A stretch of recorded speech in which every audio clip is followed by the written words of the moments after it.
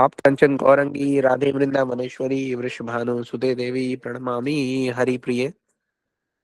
जय श्री कृष्ण चैतन्य प्रभु नित्यानंदा श्री अद्वैत गदाधर शिवासदि श्री गौर भक्त वृंदा।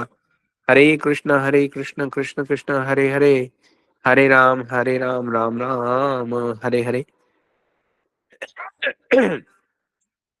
जी, आप सब लोगों का आज की इस कक्षा में बहुत बहुत स्वागत है।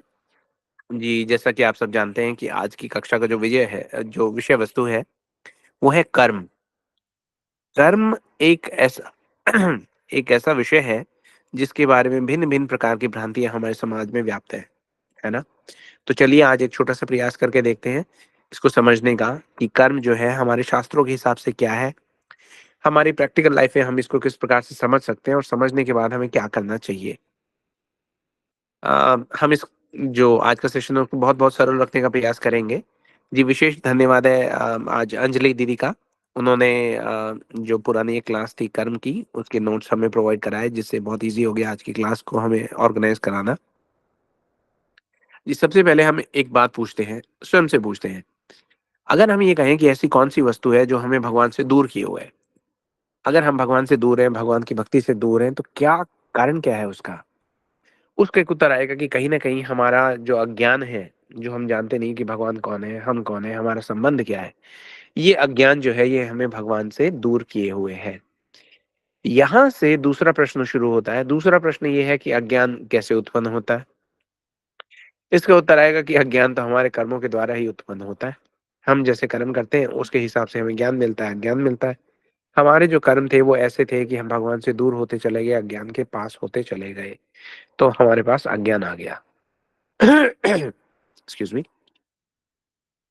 तो अब अगला प्रश्न ये है कि हम क्या करें जिससे हम वापस भगवान की ओर जा सकें।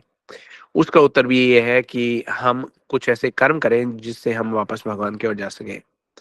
इसका मतलब ये है कि हमारा अज्ञान कैसे उत्पन्न होता है, कर्म से। हम भगवान के पास वापस कैसे जा सकते हैं, कर्म से। तो कर्म तो बड़ी जानने लायक वस्तु है, फिर जानने लायक विषय है। तो आइए प्रयास करके देखते हैं। ये समझते हुए हम आगे बढ़ते हैं कि हम प्रतिपल कर्म करने को बाध्य हैं। हम ये नहीं सोच सकते ओ, अगर हम मान लीजिए कोई व्यक्ति ये कहे कि आप क्या कर रहे हो, वो ये नहीं कह सकता कि मैं कुछ भी नहीं कर रहा। जैसे ही वो कहेगा कि वो कुछ भी नहीं कर रहा, तो वो बोला, इसका मतलब उसने कुछ तो किया ना। अगर उसने मुंह से शब्द नहीं भी बोले तो भी उसके मन में विचार तो आए, तो विचार तो उसने प्रकट किए ही। अगर वो कुछ भी नहीं कर रहा लेकिन फिर भी उसका शरीर जो है वो सांस तो ले रहा है, तो ये सब सारी जो चीजें हैं ये कर्म की श्रेणी में आती है। इसीलिए हमने कहा कि हर जीव जो है प्रतिपल कर्म करने को बाध्य है, उसके पास चॉइस नहीं है। इसके बाद अब हम आगे चलते हैं, ये समझते हैं ये जो कर्म है ये क्या है, हमारे जीवन में कर्म का क्या महत्व है, और कर्म किस प्रकार हमारे भविष्य का निर्माण करते हैं। क्योंकि देखिए मेन बात तो ये है कि हमारा भविष्य है, हम भविष्य को लेकर ही चिंतित रहते हैं। जितनी भी हम वस्तुएं करते हैं, जितने भी हम काम कर्म करते हैं, वो इस आशा के साथ करते हैं कि इससे हमारा जो भविष्य है वो उज्जवल होगा। हम्म? अब एक बात समझते हैं कि हमने कोटि कोटि जन्मों में इतने कर्म किए हैं। जब भी हमने जन्म लिया कर्म ही किए, कर्म के अलावा कुछ किया ही नहीं है। हमने इतने कर्म कर लिए हैं कि हमारे जो कर्म है वो ही हमारी एक प्रकार से पहचान बन गए हैं। हम इन कर्मों के जो हमने किए हैं, किए हुए कर्मों के द्वारा बांध लिए गए हैं। अब हम इतना कि अब कर्म हमारी इस हद तक पहचान बन गए हैं कि हम स्वयं को ही भूल गए हैं। हम अपनी पहचान ही भुला बैठे हैं। आपको एक कथा सुनाते हैं। भगवान किष्किंधा कांड की, रामचरितमानस की कथा है। भगवान जो है सुग्रीव जी के पास पहुंचे, हनुमान जी ने उनका परिचय कराया। देखिए हनुमान जी तो हैं गुरु ना। गुरु क्या कराते हैं, गुरु जीव का भगवान के साथ परिचय कराते हैं। भगवान को ये बोलते हैं कि हे भगवान, ये संकट में है, इसका आप संकट दूर कर दीजिए। और जीव को ये बताते हैं कि तुम्हारे पास भी एक मौका है भगवान की सेवा करने का। अब देखिए राम जी ये कह रहे हैं कि अरे हम तो सीता जी की खोज में निकले हैं। राम जी को नहीं पता कि सीता जी कहाँ है। सीता जी तो राम जी से अलग है ही नहीं। वो तो छाया सीता एक लीला में चली चली गई लंका, लीला के लिए। लेकिन फिर भी एक अवसर मिले एक जीव को भगवान की सेवा का, उस अवसर को देने के लिए ये सब लीला रचाई गई है। तो अब सुग्रीव कहते हैं कि मैं अपने जो बड़े भाई हैं बाली, उनके द्वारा बहुत पीड़ित हूँ। वो पूरी उन्होंने कथा सुनाई। तो भगवान ने कहा कोई बात नहीं, हम आपकी रक्षा करेंगे, आप जाकर उनको ललकारिए, युद्ध के लिए उनको आह्वान कीजिए, and we will come and save you. Sugriv ji ने कहा ठीक है, मैं जाता हूँ, जाके बाली को ललकारा। बाली ने सोचा इनको क्या हो गया, मुझे ललकार रहा है, कह रहे तुम्हें मृत्यु तुम्हारी पुकार रही है। वो कहता है वो सब बातें छोड़ो, आओ आके मेरे से युद्ध करो। अब बाली और सुग्रीव जब युद्ध कर रहे हैं, तो बाली जो है सुग्रीव की बहुत पिटाई कर रहे हैं। सुग्रीव सोचते हैं भगवान आप आएंगे मुझे बचाने, आप आएंगे, इतना समय हो गया भगवान तो आए नहीं। उसके बाद सुग्रीव को ये लगा कि आज लगता है भगवान मेरी रक्षा करेंगे नहीं, मुझे कुछ करना पड़ेगा। वो वहां से भागा, क्या भागा वहां से कि बाली उनको पकड़ नहीं पाए। तो भाग के फिर वो वापस पहुंचे ऋषिमुख पर्वत, भगवान भी आए। तो सुग्रीव ने कहा हे भगवान, आपने तो मुझे कहा था कि आप मेरी रक्षा करेंगे, आज तो बाली ने मुझे मार ही दिया होता, आप मेरी रक्षा के लिए क्यों नहीं आए। तो भगवान कहते हैं कि देखो सुग्रीव, मैं तो चाह रहा था तुम्हारी रक्षा करना, लेकिन तुम और बाली एकदम एक जैसे लगते हो। दोनों भाइयों में भेद देखकर मैं थोड़ा सा संदेह में पड़ गया, मुझे पता नहीं था कि आप कौन है और बाली कौन है। तो कहीं मैं गलती से आपको ना मार दूं, इसके लिए मैंने तीर नहीं चलाया, है ना। यहाँ पे देखिए आप एक समझने वाली बात पकड़िए कि हम सब लोग भी ऐसे हैं। हमने अपने जो ये बाली है ना, ये यहाँ पर इस प्रकार से हम इस तत्व को समझने के लिए एक एग्जाम्पल पकड़ सकते हैं कि जो बाली है वो हमारे कर्म है ना। और वो हम अपने कर्मों के द्वारा पीटे जा रहे हैं। हमारी रोज हमारी पिटाई होती है, रोज हम पीड़ित होते हैं, और हमें पता नहीं कि इससे कैसे बचे। और जब हम भगवान के पास जाते हैं तो भगवान ये बताते हैं कि देखिए इतने कर्म करते करते आप जो है अपने कर्मों से इतने प्रभावित हो चुके हैं कि अब आप अपने कर्मों के द्वारा ही निर्मित है, कर्म के जैसे ही दिखने लग गए हैं। आपके कर्मों में और आप में कोई भेद पता ही नहीं लगता। अब जब ऐसा होता है तो सुग्रीव जी बड़े परेशान होते हैं। तो यहाँ पर होता क्या है कि लक्ष्मण जी राम जी की प्रसादी माला जो है वो सुग्रीव के गले में डाल देते हैं। और उनको कहते हैं अब जाके युद्ध कीजिए, अब भगवान आपकी रक्षा करेंगे।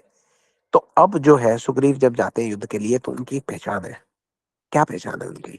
उनकी पहचान ये है कि अखंड गुरु तत्व जीवाचार्य लक्ष्मण जी, उन्होंने स्वयं भगवान की प्रसादी माला उनके गले में डाल दी है। अब भगवान को पता है कि ये मेरा भक्त है और वो मेरा शत्रु है, वो मेरे भक्त का शत्रु है। तो भगवान ने बाली का वध किया और सुग्रीव जी की रक्षा की। तो यहाँ पर सीखने वाली बात यह है कि इतने कर्मों से अ, हमारा जो संजोग हुआ है, इतना मिलन हुआ है कर्मों के साथ, हमारी एसोसिएशन इतनी रही है कि अब हम कर्म का ही एक गोला बन गए हैं। अध्यात्म हमारा कहीं गुम ही हो गया है। लेकिन जब गुरुवर्ग हमारे पास आते हैं, हमें अपने कर्मों से छुटकारा देने के लिए हमारे एक पहचान देते हैं। पहचान क्या है? भगवान चैतन्य महाप्रभु जब आए थे तो उन्होंने बताया कि जीवेर स्वरूपा है कृष्णेर नित्य दास। हमारी जो पहचान है वो अपने कर्मों के द्वारा नहीं है, वो हमारी भक्ति के द्वारा है। अब इस कर्म को भक्ति की तरफ कैसे लेके जाएंगे इसके बारे में भी आगे हम चर्चा करेंगे। पहले हम ये समझ लें कि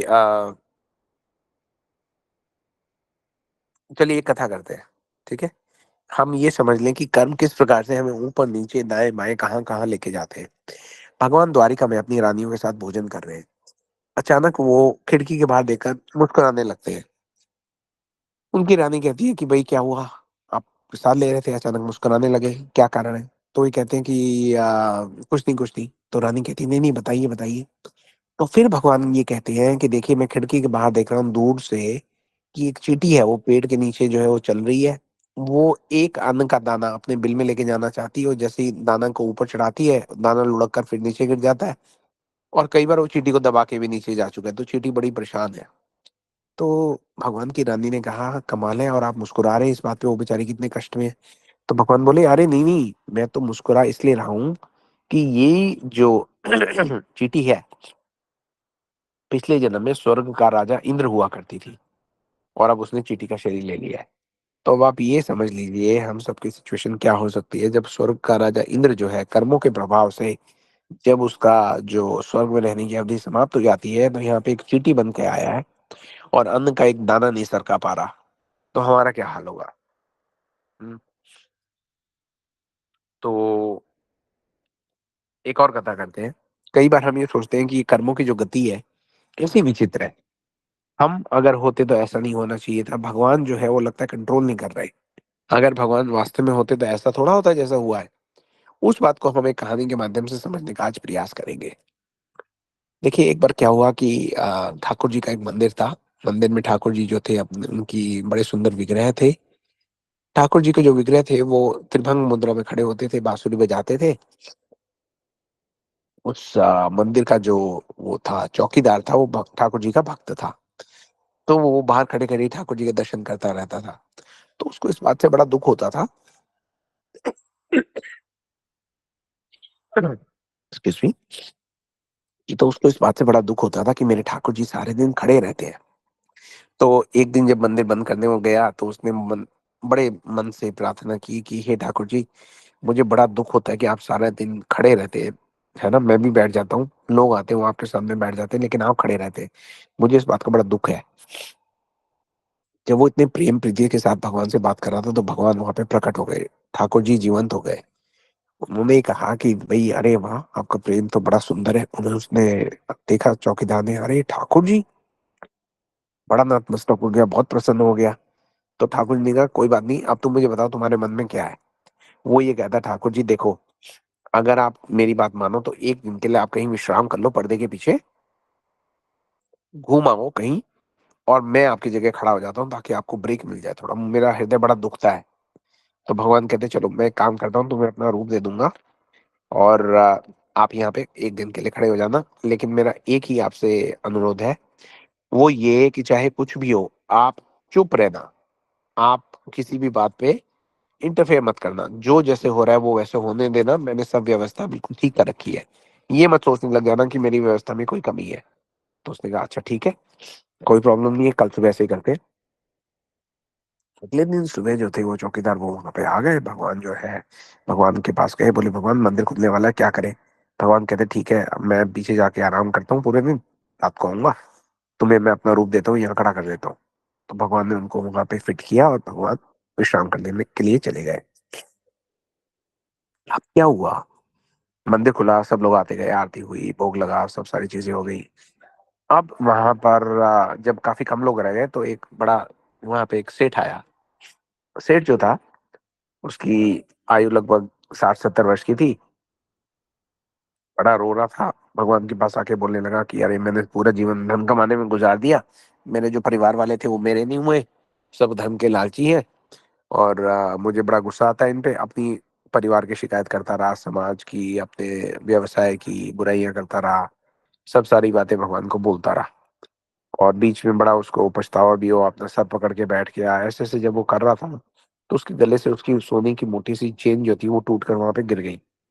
अब जब सोने की चेन वहां पे गिर गई तो उसको तो ध्यान नहीं था व्यक्ति को। वो चलो अपना रोना रोके वहां से उठ के चला गया। तो अब वो जो चौकीदार भगवान बना हुआ था उसने देखा, अरे इसकी तो सोने की चेन रह गई, मैं क्या करूं, इसको बुलाऊं, क्या करूं, ये तो चेन छोड़ के जा रहा है। तो 2 करोड़ की चेन है। तो लेकिन उसने कहा, भगवान ने कहा था कि बोलना नहीं, कुछ चुपचाप खड़े रहो। तो बेचारा चुपचाप खड़ा रह गया। अब उसके जाने के 2 मिनट बाद एक और आया भगवान का भक्त। वो तो सही में भक्त था, हर रोज आता था, बहुत गरीब था। तो आया और बोला, भगवान कल तुमने मुझे सपने में दर्शन दिए और कहा कि मेरी गरीबी दूर हो जाएगी, मुझे तो समझ में नहीं आ रहा कैसे दूर होगी, आप ही कुछ उपाय बताइए, मुझे तो आप पे पूरा भरोसा है। ऐसे करके वो शर्मा के वहां पे बैठा हुआ था। अचानक उसकी दृष्टि गई कि यहाँ पे सोने की चेन पड़ी है।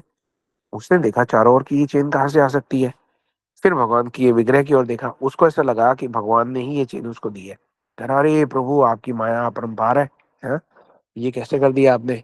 पर फिर ये भी है कि ऐसा क्या है जो आप नहीं कर सकते। बड़ा प्रसन्न। उसने वो सोने की चेन उठाई और वहां से धन्यवाद देता हुआ भगवान को चला गया। अब वो जो व्यक्ति था वो बोला, अरे ये क्या हो गया, किसी और की चेन कोई और ले गया, मुझे बोलना चाहिए, बोलना चाहिए। लेकिन फिर उसको ध्यान आया कि भगवान ने तो कहा कि बोलना नहीं है। तो बेचारा नहीं बोला। पीछे पीछे एक और तीसरा भक्त आया। ये जो तीसरा भक्त है ये पायलट था। तो आके भगवान के दर्शन किए और बोला कि भगवान, मेरा हृदय बहुत उदास है, मैं फ्लाइट लेके बाहर जा रहा हूँ, और मैं अब आपसे 1 वीक तक, 1 सप्ताह तक आपके दर्शन नहीं कर पाऊंगा। तो मैं आज विशेष तौर पर आपके दर्शन करने आया हूँ, तो आप मुझे आशीर्वाद दीजिए। अभी वो भगवान से बात कर ही रहा था कि वो जो सेठ गया था थोड़ी देर पहले, वो वहां पे वापस आ गया और बोला, मेरी चेन कहाँ है। पायलट तो भगवान से बात कर रहा था, उसने पायलट को पकड़ लिया।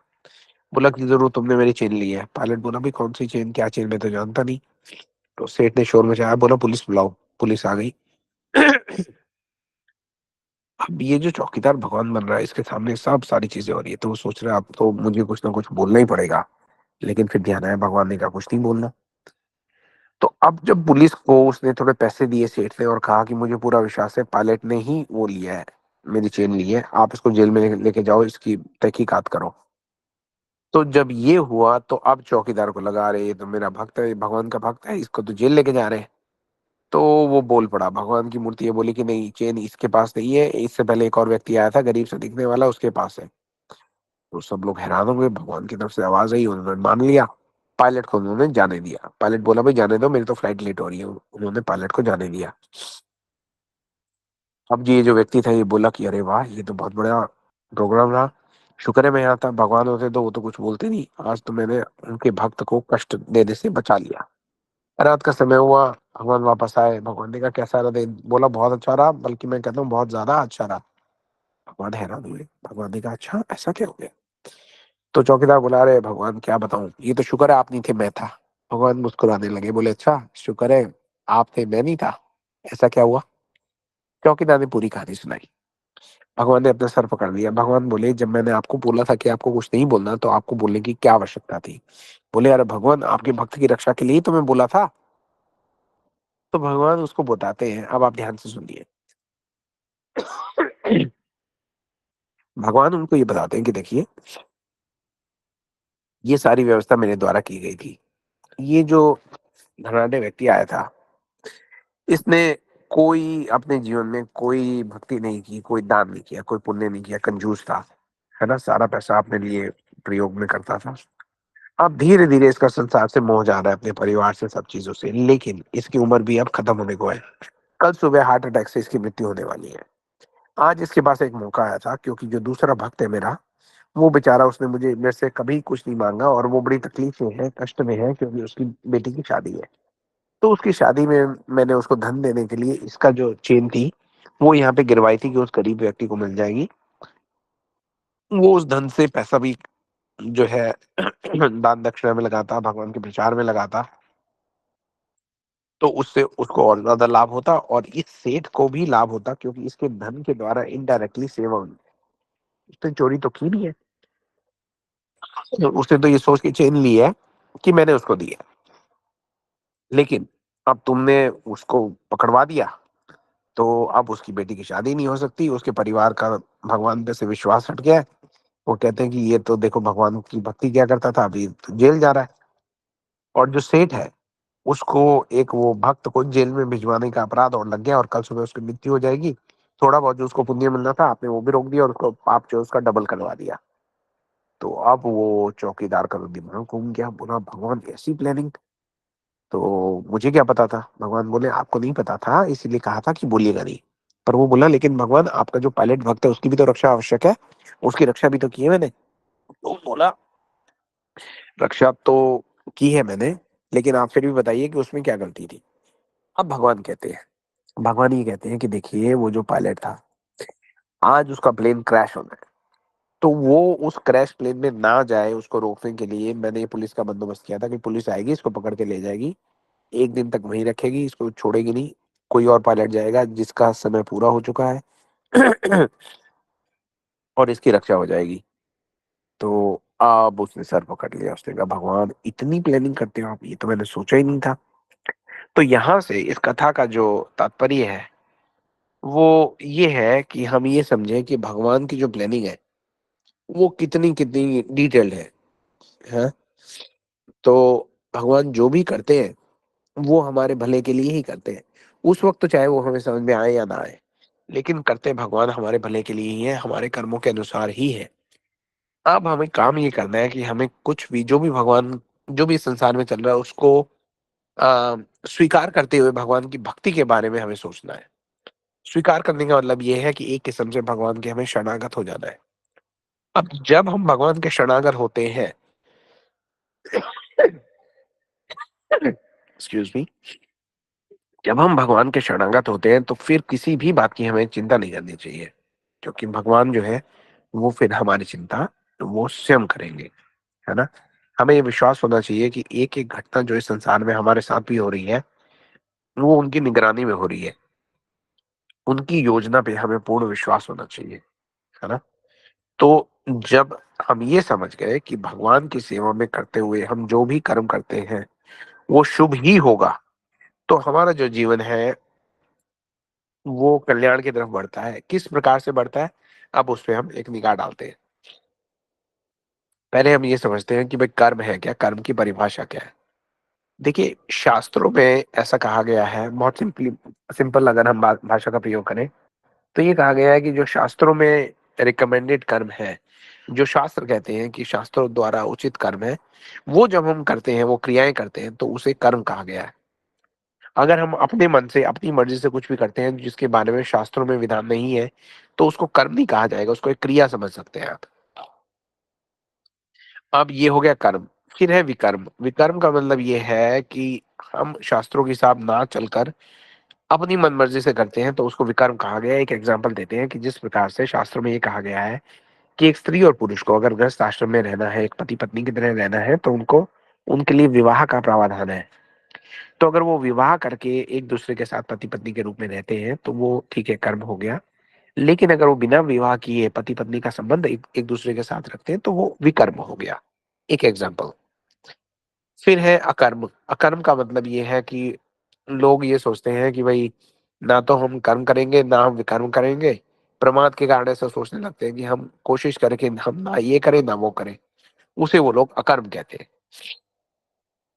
अब अ, यहाँ से जब हम आगे बढ़ते हैं, तो हम ये समझते हैं कि जो कर्म, अकर्म और विकर्म, ये हमें तब समझ में आता है, जब हम ये हम पे तब अप्लाई होते हैं, जब हम एक मनुष्य का शरीर लेते हैं। क्योंकि जो 84 लाख योनियाँ हैं, उसमें से 4 लाख योनियाँ जो हैं, वो हैं कर्म योनि, जो मनुष्य की हैं। 80 लाख योनियाँ जो हैं, वो हैं भोग भोग योनि, है ना? अब हमें समझना है कि वैसे हैं तो हम एक आत्मा, लेकिन हम बार-बार शरीर को धारण करके अपने कर्म धारण करते ही क्यों हैं? अपने कर्मों के फल को भोगने के लिए हमें एक शरीर को धारण करना पड़ता है ना?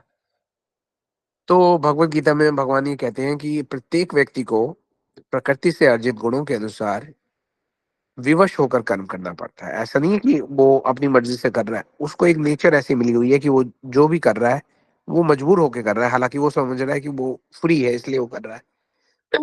उसके साथ भगवान ये कहते हैं कि कोई भी एक क्षण के लिए भी अकर्मा नहीं रह सकता। है? उसके साथ श्रीमद् भागवतम में भी एक बात आती है, वो ये कहते हैं कि शरीर, मन और वाणी से निष्पादित होकर की जाने वाली प्रत्येक क्रिया जो है वो कर्म कहलाती है। अब हम ये समझे कि इस प्रकार जब ये प्रत्येक क्रिया कर्म कहलाती है, तो तो हमारे द्वारा की जाने वाली जितनी भी क्रियाएँ हैं, वो तो कर्म का निर्माण कर रही हैं और हम इतनी क्रियाएँ कर रहे हैं, इतने कर्म कर रहे हैं, इतने उनके फलों का निर्माण कर रहे हैं कि over a period of time ये सारे जो कर्म हैं, ये इकट्ठे होकर एक पहाड़ बन जाते हैं और उनके फल को जितने पहाड़ के जैसे कर्म हैं, उतने पहाड़ के जैसे फल भी हैं। तो उन फलों को भोगने के लिए हमें बार-बार एक शरीर लेना पड़ता है। कई बार जानवरों का, कई बार मनुष्य का। तो ये जो कर्म है, ये अगर हम अच्छे कर्म करते हैं, तो भी उनका हमें फल भोगना पड़ता है। बुरे कर्म करते हैं, तो उसका बुरा फल जो है भोगना पड़ता है। तो अब यहाँ पर हम ये समझते हैं कि मनुष्य की योनि विशेष क्यों है? मनुष्य की योनि में ये समर्थ है, ये चांस आपको मिलता है कि आप अपने कर्मों को मोड़ पाएँ। पशुओं की योनि में ये चांस आपको नहीं मिलता, है ना? तो अभी हमने कहा कि ये जो हमारे पहाड़ के जैसे कर्म है, ये सब एक जगह पे इकट्ठे होते रहते हैं, संचित कर्म के रूप में। तो इसको मोटा-मोटा हम 3 प्रकार से समझने का आज प्रयास करते हैं। सॉरी, आज तबीयत खराब होने के कारण गला में से आवाज़ भी ठीक से नहीं आ रही है। आपसे क्षमा प्रार्थी हूँ कि ठीक प्रकार से आपकी सेवा नहीं हो पा रही। शॉर्ट में समझने का फिर भी प्रयास करके देखते हैं कि देखिए, एक हो गए संचित कर्म, एक हो गए प्रारब्ध कर्म और एक हो गए चलायमान कर्म। इसको आप ध्यान से समझिएगा। संचित कर्म का मतलब ये हो गया कि हमने इतने जन्मों से जो भी कर्म किए हैं, वो सारे इकट्ठे होके बैठे हुए हैं एक पहाड़ के जैसे। इतना पहाड़ कि हम समझ ही नहीं सकते। कई बार लोग ये कहते हैं कि भई इस जन्म के कर्मों का फल इसी जन्म में मिल जाना चाहिए।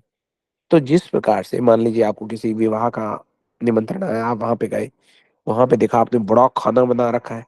आप ये समझिए आप अकेले तो उतने सारे खाने को खा नहीं सकते ना एक बारी में। तो उसी प्रकार से हमारे जो कर्म हैं वो इतने बड़े हैं कि हम एक जन्म में उनको भोग नहीं सकते। उसके लिए हमें बार-बार, बार-बार आना पड़ता है। तो बार-बार जब हम आते हैं, जब एक शरीर में प्रवेश होती है आत्मा, है ना? तो उसको उस जन्म के लिए जो पहाड़ है बहुत बड़ा, उसमें से एक चुटकी भर आप यूँ समझिए मिट्टी उठाकर उसके हाथ में दे दी जाती है। बोलते हैं कि जा भैया ये तेरी हाथों की लकीरें बनेंगी, ये तुम्हारे कर्म बनेंगे। इनको कहा गया है प्रारब्ध, इनको तुम्हें भोगना है। कुछ अच्छे कर्म है, कुछ बुरे कर्म है, कुछ सुख है, कुछ दुःख है, कष्ट है और उल्लास भी है। तो ये हो गया आपका प्रारब्ध। उसके अलावा है चलायमान कर्म। चलायमान कर्म मतलब ये है कि हम इस शरीर में आके जो हम कर्म कर रहे हैं उसमें से कुछ के फल हमें साथ के साथ मिल जाते हैं, कुछ के फल संचित की ओर चले जाते हैं। तो ये जो साथ के साथ मिल रहे हैं, ये पहले वाले कर्मों का फल नहीं है, ये वो कर्मों का फल है जो अभी चलायमान है, अभी चल रहे हैं, उनका फल है। तो इस प्रकार से ये वाले जो सारे के सारे कर्म हैं, ये हमें प्रभावित करते हैं तो हमें इस दुनिया में वापस बार-बार आना पड़ता है और 4 प्रकार की जो है कष्ट हैं, उनसे हम बच नहीं सकते। एक है जन्म, मृत्यु, जरा और व्याधि। उसके अलावा 3 ताप हैं, आधि भौतिक, आधि दैविक, आध्यात्मिक। ये सब हम पहले भी डिस्कस कर चुके हैं, इसलिए मैं उसमें डिटेल में नहीं जाऊँगा। तो आप ये समझ लीजिए कि ये सारे कर्म जो हैं, ये आपको पकड़ कर चल रहे हैं और जब ये पकड़ कर चलते हैं, तो हमारे साथ होता क्या है कि हम भगवान के बारे में भूल जाते हैं, अज्ञान आ जाता है। किस कारण? हमारे कर्मों के कारण। अब आप एक और बात समझिए, एक कहानी के माध्यम से समझिए। एक बार क्या किया वैज्ञानिकों ने, साइंटिस्ट ने एक एक्सपेरिमेंट किया। वो 2 चूहों को पकड़ के ले आए। अब 2 चूहों को उन्होंने एक बड़े से पिंजरे में रख दिया। अब उस पिंजरे में 2 उन्होंने लीवर बनाए, एक काले रंग का और एक सफेद रंग का। तो वो चूहों को जब बंद कर दिया तो चूहों ने सोचा क्या करें, क्या करें? अब जैसे ही वो चूहे उस लीवर पे चढ़ते थे, सफेद रंग के लीवर पे चढ़ते थे, तो देखते थे कि वो लीवर थोड़ा-सा नीचे दब जाता था। जैसे ही वो दबता ऊपर से मूँगफली आके गिरती, मूँगफली का दाना। जैसे ही वो आके गिरता तो वो चूहे बड़े खुश हो जाते, मूँगफली खाने लगते।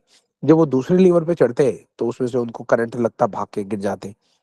थोड़े समय के बाद दोनों चूहों ने ये वर्कआउट कर लिया, उन्होंने समझ लिया कि भई इस लीवर में करंट है और इस लीवर से मूँगफली मिलती है। तो उन्होंने करंट वाली की तरफ जाना ही छोड़ दिया और मूँगफली वाले को खाने लगे। 1 महीने के बाद वैज्ञानिकों ने क्या किया, उन्होंने लीवर चेंज कर दिए। जहाँ से मूँगफली आ रही थी, अब वहाँ करंट आने लगा, जहाँ करंट आ रहा था, वहाँ से मूँगफली आने लगी। अब चूहों को ये समझने में थोड़ा समय तो लगा, लेकिन उन्होंने थोड़े समय के बाद ये वर्कआउट कर लिया कि अच्छा, अब मूँगफली यहाँ से आ रही है। तो वहाँ की मूँगफली के लिए वो बिज़ी हो गए। 1 महीने बाद वैज्ञानिकों ने दोबारा से उसको चेंज कर दिया। तो ऐसे-ऐसे हर महीने वो चेंज करते रहे और चूहे जो है बेचारे उलझन में पड़े रहे कि कहाँ से मूँगफली, कहाँ से करंट। अब जब 1 साल हो गया तो एक दिन वैज्ञानिकों ने क्या किया, वो जो पिंजरा था उसका दरवाज़ा पूरा खोल दिया और देखा कि अब क्या होता है। अब वो ये देख के हैरान हो गए कि भई जो दोनों चूहे हैं वो इस बात से बिल्कुल ही अनभिज्ञ हैं कि वो उस पिंजरे से निकल के जा सकते हैं। वो अभी भी मूँगफली और करंट के चक्कर में घूम रहे हैं। देखिए ये कहानी जो है ये हम सबकी कहानी है। हम इस संसार में आ गए, कहीं से हम करंट खाते हैं, कहीं से हम मूँगफली खाते हैं। लेकिन हम कभी ये नहीं सोचते कि हम इस संसार से निकले कैसे? क्यों हम बार-बार यहाँ पिंजरे में फँस रहे हैं? हम ऐसा क्या करें कि हम इस संसार से निकलने का प्रयास करें? जब ये प्रार्थना हमारी प्रगाढ़ होती है, बड़ा आप ये समझिए सत्यनिष्ठ भाव के साथ की जाती है, तो भगवान हम पे कृपा करते हैं, दया करते हैं। Excuse me. भगवान जब हम पे दया करते हैं, कृपा करते हैं, तो वो क्या कहते हैं? हमें साधुओं का संग देते हैं। जब भगवान हमें साधुओं का संग देते हैं, तो ये समझिए हमारे संसार से निकलने का समय जो है वो पास में आ रहा है। अब वो हमें पता नहीं लग सकता क्योंकि हमें तो इतना अज्ञान है ना, हमें तो पता ही नहीं है। लेकिन अगर भगवान ने हमें साधुओं का संग देना शुरू कर दिया है, वैष्णव का संग मिल रहा है, सत्संग मिल रहा है, तो समझिए संसार का हमारा जो चक्र है वो धीरे-धीरे रुकने को है, हम यहाँ से निकलने को है। जब हमें साधु का संग मिलता है तो हमारे कर्मों को एक प्रकार से पवित्र किया जाता है। कैसे? हमारा जो भी काम है वो भगवान की सेवा में लगना शुरू हो जाता है। हम उठते इसलिए हैं कि हम भगवान को याद कर सकें। हम ठाकुर जी को भोग लगाते हैं, उनके द्वारा पाया गया जो उच्छिष्ट है वो लेते हैं, तो प्रसाद हो जाता है। आम आदमी जो लेता है वो उसने अपनी इंद्रिय तृप्ति की। तो उस अनाज को उस तक लाने के लिए बहुत सारे जो कर्म हुए उसका भागीदार वो भी बन जाता है। हम पूरे परिवार में रहते हैं, लेकिन ऐसे रहते हैं जैसे सब भक्तों के सत्संग में रहते हैं। तो on many levels we sort of absolve ourselves of all the karmic reactions in many ways. तो देखिए, ये जो कर्म की साइकिल है, ये ऐसी है, अभी हमने देखा कि इसको तो कोई समझ ही नहीं सकता। भगवान ने खुद ही बता दिया कि कर्म की गति को कोई समझ नहीं सकता। धृतराष्ट्र ने भगवान कृष्ण से पूछा कि भाई मैंने ऐसा क्या किया कि मैंने अपने जीवन में ही ये मेरे जीवित रहते मेरे 100 पुत्र जो है मारे गए। तो भगवान ने कहा कि आज से 100 जन्म पहले आप एक व्याध थे, शिकारी थे। आपने एक पक्षी के 100 अंडे तोड़ दिए थे, तो उसका फल ये मिला कि आपके 100 पुत्र मारे गए। तो धृतराष्ट्र जी बोले कि अरे भाई, उस जन्म में क्या था, वहीं पे मुझे सजा दे देनी चाहिए थी। अब मुझे ये कष्ट इतने जन्मों के बाद क्यों मिला? तो भगवान बोले कि आपके पास इतने कर्म अर्जित नहीं थे कि आपको 100 पुत्र प्राप्त हो सके। तो आपको प्राइस तभी पे करनी है जब आपके पास वो सारी संपत्ति आ जाए जो आपसे ले ली जाएगी। तो कहने का मतलब ये है कि ये जो कर्म की साइकिल है बहुत ही सघन है। इसको समझना बहुत बहुत मुश्किल है। भगवान की कृपा से, साधुओं की कृपा से ही हम इसको समझकर यहाँ से निकल सकते हैं। जी, ये विषय बहुत विस्तृत है, लेकिन आज स्वास्थ्य ठीक ना होने के कारण हम सुचारू रूप से आपकी सेवा नहीं कर पा रहे। तो आज इसको यहीं तक रखते हैं। हम फिर कोशिश करेंगे कि जब भी हमें समय मिले इसका पार्ट 2 भी हम करें, कर्मों का, कर्मों के प्रभाव का, और उसके बारे में और चर्चा को आगे बढ़ाएँ। आज हम एक काम करते हैं, आप लोगों से कोई प्रश्न लेते हैं कि आप क्या कुछ कर्मों से रिलेटेड कुछ पूछना चाहें? उसके बारे में जितनी हमें जानकारी है आप लोगों के साथ साझा करने का प्रयास करेंगे। तो अब हम आधे घंटे तक प्रश्न लेंगे। अगर किसी के कोई प्रश्न है तो वो अपना हैंड रेज़ कर सकते हैं और हम वो प्रश्न ले सकते हैं। अगर किसी के प्रश्न नहीं है, तो फिर हम इस सत्र को आज के लिए विराम भी दे सकते हैं। निशा दीदी, are you with us?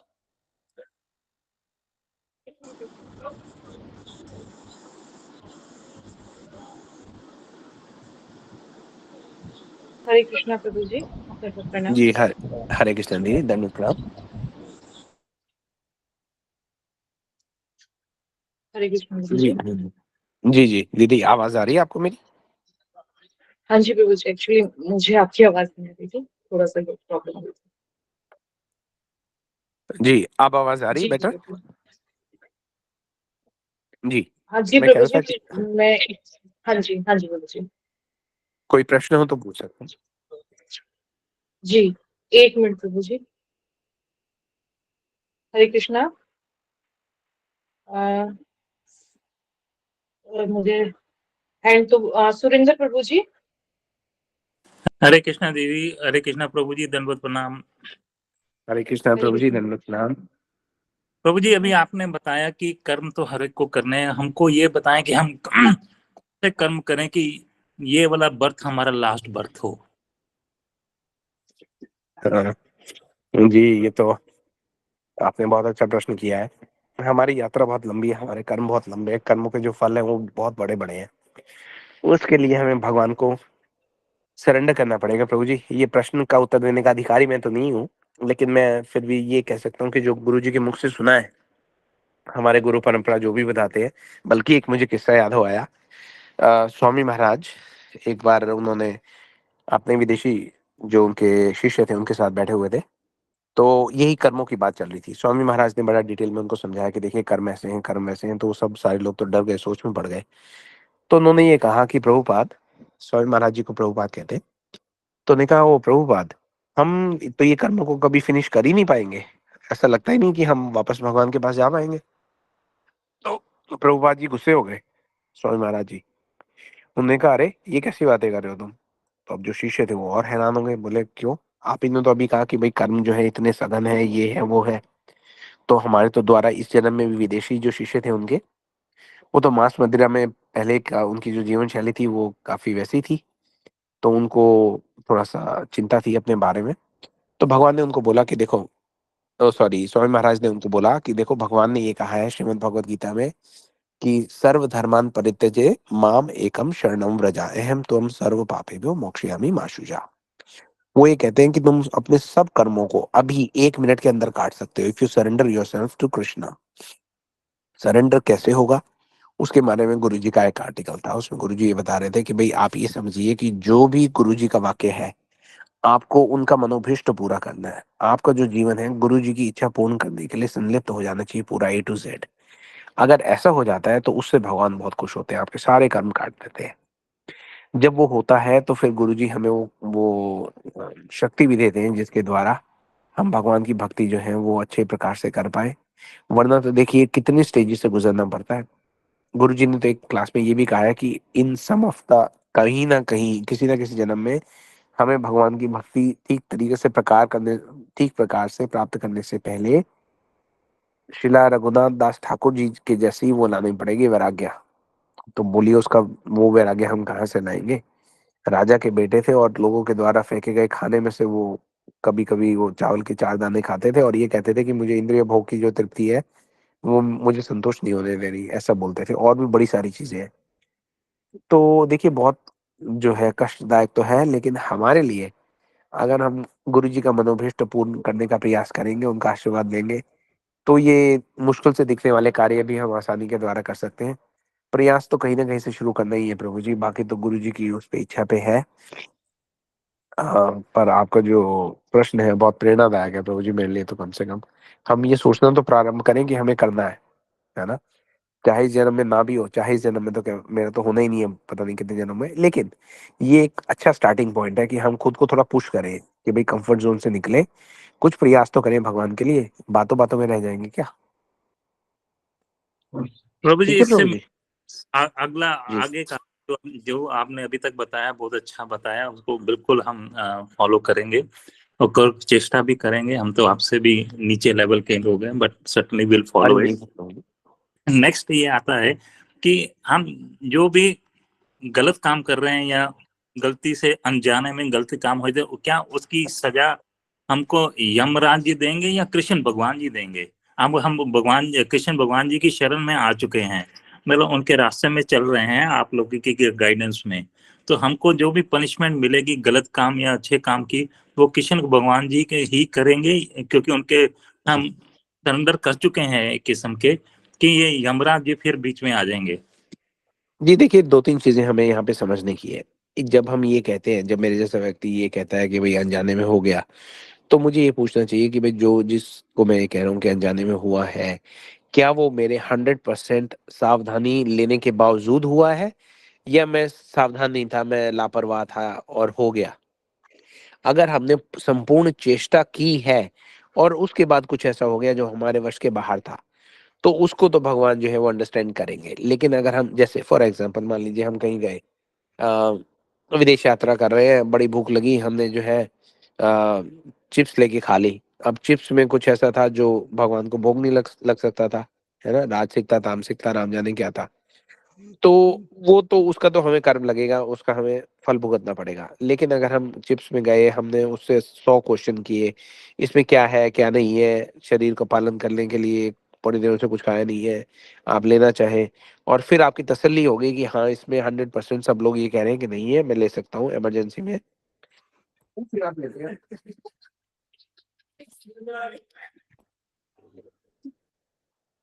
Sorry.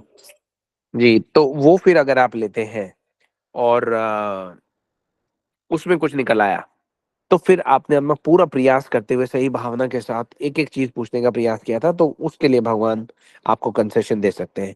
वरना तो जो हमारे कर्म है प्रभु जी, भगवान कर्म के बीच में आते नहीं है जब तक व्यक्ति भक्त ना बन जाए। तो जो कर्म है वो तो हमें भुगतने ही पड़ेंगे। ब्रह्मा जी तो कहते ही है ना, वही वाला श्लोक है, हम हर बार वो उसकी चर्चा करते हैं, अ, तत्ते अनुकंपा सुसमीक्षमाणो वाला श्लोक। तो अपने अपने कर्मों के जो फल हैं उनको हम भुगतते हुए भगवान की भक्ति का प्रयास करते रहे। ये मन में तो हमारे आता है कि अरे हमें कर्मों का फल भुगतना पड़ेगा, क्या होगा, कंसेशन मिल जाए तो बेटर है। लेकिन ब्रह्मा जी ये कहते हैं कि वो अगर हम वैसे सोचेंगे तो भगवान हमारी नियत पर शक कर सकते हैं कि कर्मों से बचने के लिए हमारे पास आ रहा है या भक्ति के लिए आ रहा है ना। कर्मों से बचने के लिए या अपने कष्ट से बचने के लिए भगवान ने और बड़े इंतजाम कर रखे हैं। भगवान कहते हैं वहां चले जाओ, मेरे पास जो प्योर भक्ति लेके आएगा उसको मैं अपने पास आने दूंगा। वरना आप और भगवान के जो अलग अलग रूप हैं, देवी देवता हैं, शिव जी हैं, वहां चले जाइए अपने कष्टों के निवारण के लिए। लेकिन भक्ति जब आप पूर्ण कर पाएंगे तभी आप भगवान की तरफ बढ़ पाएंगे, तभी आप एक साधु की तरफ बढ़ पाएंगे। वैष्णव रसिक वैष्णव का आपको क्षण संग जो है तभी प्राप्त होगा जब ये कहते हैं कि भाई मैं अपने कर्मों के जो फल हैं उनसे भागने के लिए नहीं आया हूँ, मैं अपने कर्मों के फल को फेस करते हुए भगवान की भक्ति करने के लिए आ गया हूँ। जी, ऐसा मैंने सुना है प्रभु जी, इसलिए मैंने ऐसा रिपीट किया आपके आगे। थैंक यू वेरी मच प्रभु जी, दंडवत प्रणाम, समझ में आ गया। आप दंडवत इसको प्रणाम। के पास सोचते रहेंगे। धन्यवाद। धन्यवाद प्रभु जी। हरे कृष्णा। हरे कृष्णा। रितिका दीदी, हरे कृष्णा। हरे कृष्णा प्रभु जी, दंडवत प्रणाम। जी हरे कृष्णा दीदी, धन्यवाद प्रणाम। प्रभु जी, मेरा थोड़ा मटेरियलिस्टिक स्टडी से रिलेटेड क्वेश्चन है कि जी जैसे कि अभी मैं नई नई कृष्णा कॉन्शियस में आई हूँ ना, तो जी मेरा हम भी। एक्चुअली जो मैं सीए की प्रिपरेशन कर रही हूँ, तो मैं सीए इंटर जी में हूँ। तो मेरे जी जो अटेम्प्ट है ना बहुत लग गया, मतलब 4 अटेम्प्ट लग गए। अब मेरे को ये समझ नहीं आ रहा है क्या भगवान जो है मेरे पहले के जो कर्म है वो अभी अभी नष्ट कर रहा है ताकि मेरी स्पिरिचुअल ग्रोथ हो सके, या मेरे को अभी या अभी के कर्मों की वजह से मेरे को ऐसा हो रहा है। जी, देखिए हमें ये समझना है कि भगवान जो है वो कर्मों में इंटरफेयर नहीं करते। है ना? जी एक बैंक है, उसमें आपने जितने पैसे जमा कराए हैं उतने आप विड्रॉ कर सकते हैं। आप एटीएम में जाते हैं, अपना कार्ड डालते हैं और बोलते हैं इतना पैसा निकाल दो, वो पैसा निकल आएगा। एक दिन आपका अकाउंट खाली हो जाता है, आप कार्ड डालते हैं और बोलते हैं अरे तो पैसे नहीं निकल रहे, तो आप एटीएम को दोष नहीं दे सकते। है ना? आपके अकाउंट में जो पैसे थे वो आपको मिल गए। तो उसी प्रकार से भगवान जो है वो एटीएम का सिस्टम है। भगवान इंटरफेयर नहीं कर रहे, भगवान को चेंज नहीं कर रहे। ठीक है? भगवान का बनाया हुआ सिस्टम है, वो प्रत्येक व्यक्ति को उसके कर्मों के अनुसार जो भी वो डिजर्व करता है वो उसको प्रदान कर रहे हैं, बस। भगवान ये कहते हैं कि मेरे पास तो इन चीजों के लिए टाइम ही नहीं है। मेरे पास तो केवल प्रेम प्रीति पूर्वक अगर कोई भक्त मुझे बुलाए तो मैं उसके लिए आता हूँ। है ना? तो आपके साथ जो भी जी हो रहा है उसमें भगवान का कोई इंटरफेरेंस नहीं है। अभी आप भक्ति शुरू करेंगे तो आप ये देखेंगे कि हम अपने अपने कर्मों से बाध्य होकर, कई बार हो सकता है आपका सीए क्लियर हो जाए, कई ये भी हो सकता है कि आपका ना हो। है ना? मान लीजिए इसके आईएएस के एग्जाम्स है, कितने लोग देते हैं लेकिन बहुत कम का एडमिशन होता है। तो प्रयास तो सबने किया, लेकिन जिसके भाग्य में था उसी को मिला। लेकिन अगर नहीं मिला तो उसको ये समझना चाहिए कि भाई ये हमारे भाग्य का नहीं था, हमने प्रयास किया, अब हम आगे बढ़े। लेकिन हमारा ध्यान ये है कि जो हमने हमारे कर्म थे जिसका फल ऐसा नहीं था कि हमें वो मिले जिसके लिए हम प्रयास कर रहे थे, तो हमें उसमें अब्जॉर्ब नहीं हो जाना, उससे रुक नहीं जाना। हमें समझना है कि चलो ये सब सारा तो चलता रहेगा, लेकिन मेन चीज जो हमारे जीवन में है वो है भगवान की भक्ति। है ना?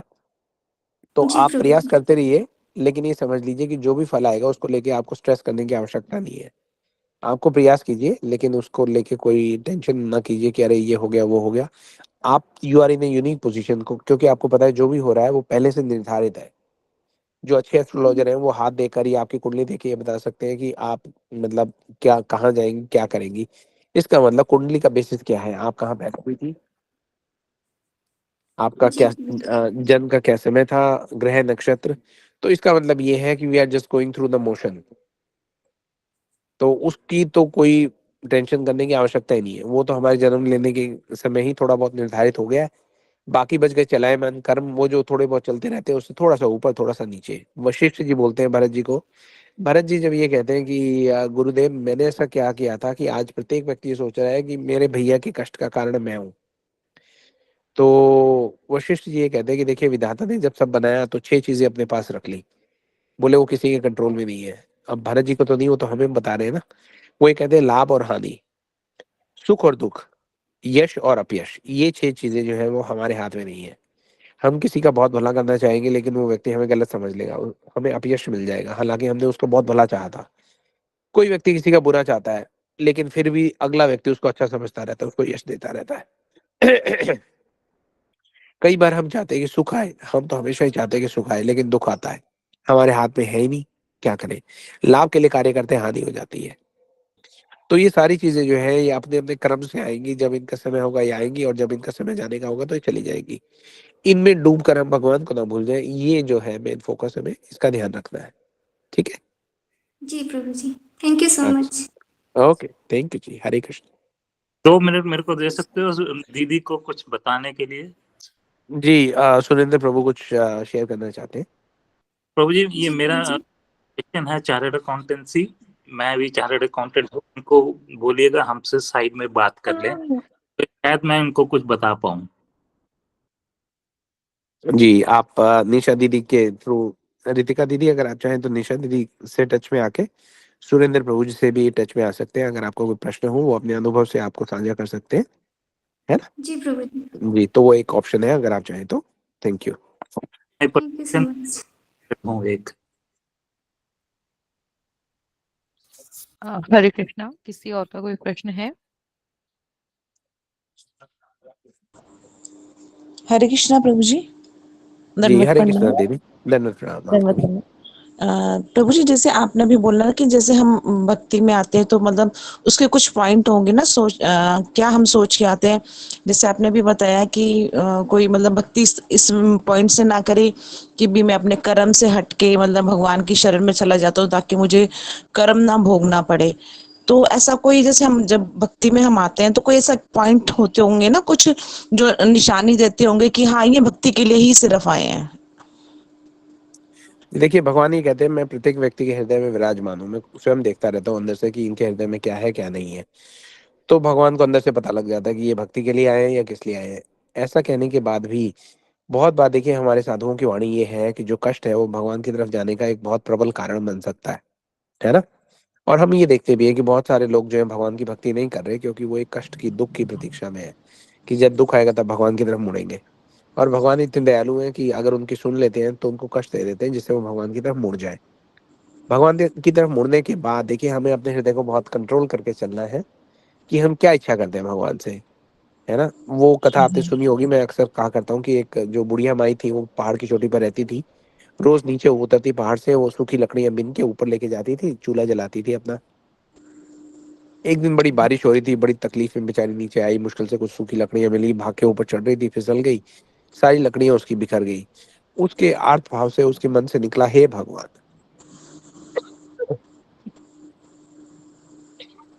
भगवान प्रकट हो गए। भगवान जब प्रकट हुए तो भगवान ने कहा बोलो क्या चाहिए। तो बुढ़िया मैया ने ये बोला कि हे भगवान, आप अगर आप आई गए हो तो एक काम करो, ये लकड़ियां मैंने इकट्ठी करवा दो। कहने का मतलब ये है कि वो चाहती तो भगवान से भक्ति मांग लेती, क्या क्या नहीं मांग लेती, लेकिन उसको जो थी अपनी सूखी लकड़ियों की चिंता थी।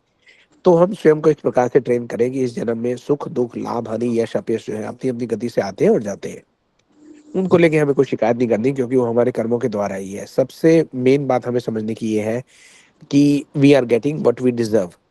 हमें जो मिल रहा है, जैसे लोग कहते हैं मेरे साथ अन्याय हो गया, कोई अन्याय किसी के साथ नहीं हुआ। इस जन्म नहीं तो पिछले जन्म के कर्म ऐसे थे जिनके कारण आपको दुख का सामना करना पड़ा है। जब हम ये समझ जाते हैं कि मेरे दुख किसी दूसरे के द्वारा दिए गए नहीं है, मेरे स्वयं के द्वारा अर्जित है, तो फिर हम उसको एक्सेप्ट करने में हमें इजी हो जाता है। और जब ऐसा हो जाता है हम ये कहते हैं चलो ये सुख दुख तो आते रहेंगे, हम तो भगवान की भक्ति की ओर थोड़ा फोकस करने का प्रयास करते हैं। तो सबसे पहले उसको नोट करने वाला पहला जो व्यक्ति है वो भगवान है। तो उसकी आप निश्चिंत रहिए कि भगवान स्वयं देख रहे हैं कि इनके हृदय में क्या भाव है और उसके हिसाब से वो आपको रिस्पॉन्ड भी करेंगे। थैंक यू प्रभु जी। प्रभु जी, एक क्वेश्चन और था कि जी। जैसे मैं आनी करती हूँ ना, तो आनी करते करते ना भूल जाती हूँ, फिर वापस आती हूँ, फिर कंफ्यूज हो जाती हूँ कि कहाँ पर थी। ये प्रॉब्लम बहुत आ रही है मेरे साथ। जी, आप कोशिश करें ऐसे समय पर रनिंग करें जब आपके पास आसपास कोई डिस्टरबेंस ना हो, आपको फोकस करने में थोड़ा सा इजी हो जाएगा। अभ्यास के साथ ये समस्या भी दूर हो जाएगी। जी थैंक यू प्रभु जी, दंडवत प्रणाम। हरे कृष्णा जी, धन्यवाद प्रणाम। हरे कृष्णा प्रभु जी। जी, हरे कृष्णा दीदी। प्रभु जी, मुझे प्लीज बताइए आनी क्या होता है? जी, आने कह रहे हैं वो जब गुरु जी के द्वारा दीक्षा मंत्र दिए जाते हैं ना जी, तो उनका दिन में 3 बार पाठ करना होता है। अच्छा जी, धन्यवाद जी, प्रभु। हरे धन्यवाद कृष्णा। दीदी। हरे दीदी हरे कृष्णा। कृष्णा। प्रभु जी दंडवत प्रणाम। धन्यवाद प्रणाम दीदी। हरे मुझे ये कृष्णा। प्रश्न दीदी ने पूछा वही मेरा सेम। जब अर्निंग करते हैं जी। तो प्रभु जी इतना ध्यान मतलब भटकता है जिसमें मुझे दोबारा से करना पड़ता है। तो एक बार मैंने हाँ। गुरुदेव की कथा में श्रवण किया था कि कितनी बार तक कर सकते हैं। प्रभु जी आपको स्मरण है क्या? जी नहीं, हमारे मुझे परम इसके गुरुदेव बारे ने में तो बताया था। उन्होंने जी कहा था नहीं कि मुझे मतलब यदि यदि नहीं पता। नहीं वो दीदी, मुझे मुझे कथा इसके आज तक बारे में नहीं ध्यान मिली। नहीं है। मैंने एक बार श्रवण किया था, उसके बाद फिर वो कथा मुझे आज तक ओह नहीं अच्छा। मिली। जी, अगर मिले तो आप मेरे साथ भी शेयर कीजिएगा, ये तो जानने वाली बात है। जी प्रभु जी, क्योंकि मुझे लगता था जी। मैं किससे पता करूं, इसलिए क्योंकि जी अटक जाते हैं। तो मतलब अगर हम सेकंड मंत्र पे है तो क्या वहीं से शुरू करना चाहिए, दोबारा से शुरू करना चाहिए पूरा? जी, मेरे जैसा व्यक्ति तो ये सोचेगा कि शुरू से शुरू करना चाहिए। जी दीदी, प्रभु जी हम भी शुरू से जी। करते हैं।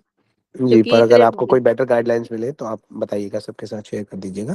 जी प्रभु जी, वही, क्योंकि प्रभु जी हम इस संसार में इतने, कहते हैं ना, कई बार हमारे टेंशन होते हैं, कई बार मन जी, एकाग्र पूछिए नहीं मत। होता, कितनी बातें सही प्रभु जी, बात है। और फिर कई बार शोर डिस्टर्ब, कोई फोन आ गया, कोई बेल बज गई, अचानक से ध्यान हटा, तो प्रभु जी हम भूल जाते हैं हम कहाँ पर थे। और प्रभु जी जी, यदि हमारा अर्निंग की सही नहीं होता, हमारा कुछ भी सही नहीं हो रहा ना, जी, सही बात मेन है, तो वही क्योंकि चीज है हमारा, ना। जी, गुरुजी के साथ जी संबंध जो है वो गुरुजी के मंत्रों के द्वारा है। एक जी प्रकार प्रभु से जी। गुरुजी हमें याद दिला रहे हैं कि हमें कितना सावधान होने की ज़रूरत है। मान लीजिए हमारा जी ध्यान हटा, वो जी ट्रक के प्रभु पीछे जी। लिखा रहता है ना, सावधानी हटी, सा- दुर्घटना घटी। द- जी प्रभु जी, प्रभु जी वही हाल कदम है, वही मैं सोचती हूँ कि जब जी, हमारा निकली तो हमारा कुछ भी सही नहीं हो रहा, इसका मतलब यदि जब हमारा ध्यान एक बार प्रभु जी से मिल जाएगा, गोविंद में साक्षात हो जाएगा, तो फिर सब ठीक होगा ना। इस हाँ, बात का जी, प्रभु जी सही बहुत बात है। टेंशन है, बाकी बहुत दुख है मुझे इस बात का, मैं कब सही होगा मेरा। जी, प्रभु जी जी, जी, बताना कोई जी। उपाय, प्रभु जी आपकी नजर में कोई उपाय हो जी, तो मैं प्रभु शेयर कीजिएगा जरूर। जी, मेरे पास तो एक ही उपाय है, प्रार्थना, वो भी सबसे जितना ज़्यादा हो सके नित्यानंद प्रभु जी से कीजिए, हर एक कष्ट को दूर करने के लिए। जी जी, वो तो प्रभु बहुत जी। दयालु है। वो जी प्रभु बैकडोर जी। से भी कर देते हैं, बोले कोई नहीं, इनके कर्म भी काट देंगे, इनको भक्ति भी दे देंगे। बस जी प्रार्थना कीजिए प्रभु उनके आगे रो-रो के। जी। प्रभु जी थैंक यू प्रभु जी। हरे हरे कृष्णा। कृष्ण जी, धन्यवाद, प्रणाम।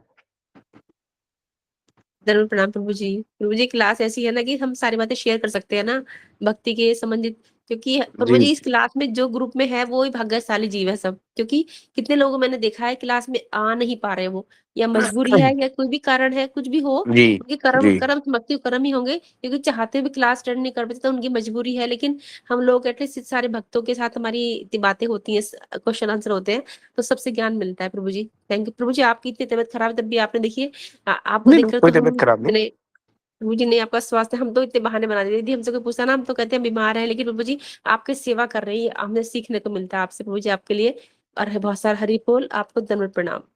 हरे धन्यवाद, कृष्णा। प्रणाम दीदी, हरे कृष्णा। किसी और का कोई प्रश्न है? हरे कृष्णा प्रभु जी। हरे कृष्णा हरे दीदी, धन्यवाद, प्रणाम। कृष्णा। धन्यवाद, प्रणाम प्रभु जी। प्रभु जी परम गुरुदेव एक बात बार बार उसमें लेते थे ना कि 10 मूल तत्व बताए, तो मैंने ना प्रभु जी से पूछा था, तो उन्होंने बताया था, एक श्लोक बताया था, पर वो मुझे ना लिख नहीं मतलब श्लोक तो मुझे आते ही नहीं है। तो एक दीदी ने कहा था मैं शेयर कर दूंगी ग्रुप में, उन्होंने शेयर ही नहीं किया रहे वो 10 पॉइंट। तो प्रभु जी बता रहे थे कि जैव धर्म में है, तो कुछ बता जी, सकते हैं? जी, जी, वो भक्तिविनोद ठाकुर ने दशमूल तत्व जो है वो जैव धर्म में बड़े अच्छे से बताए हैं। जी, I will try and find an article on that. मुझे ये याद आ रहा प्रभु है जी कि एक बार 13 चैप्टर में है, 13 चैप्टर में। 13 चैप्टर, जी, प्रभु जी हमारे सुरेंद्र प्रभु जी जैव धर्म की स्टडी करवाते हैं, तो हाँ जी, 13 चैप्टर में उन्होंने बता दिया। एक बड़ी अच्छी क्लास हुई थी हमारे भक्ति वेदांता त्रिवेणी महाराज का ऑडियो था, उसमें दशमूल तत्व के बारे में उन्होंने अच्छे से बताया था। मैं देखता हूँ वो अगर मुझे मिल जाए।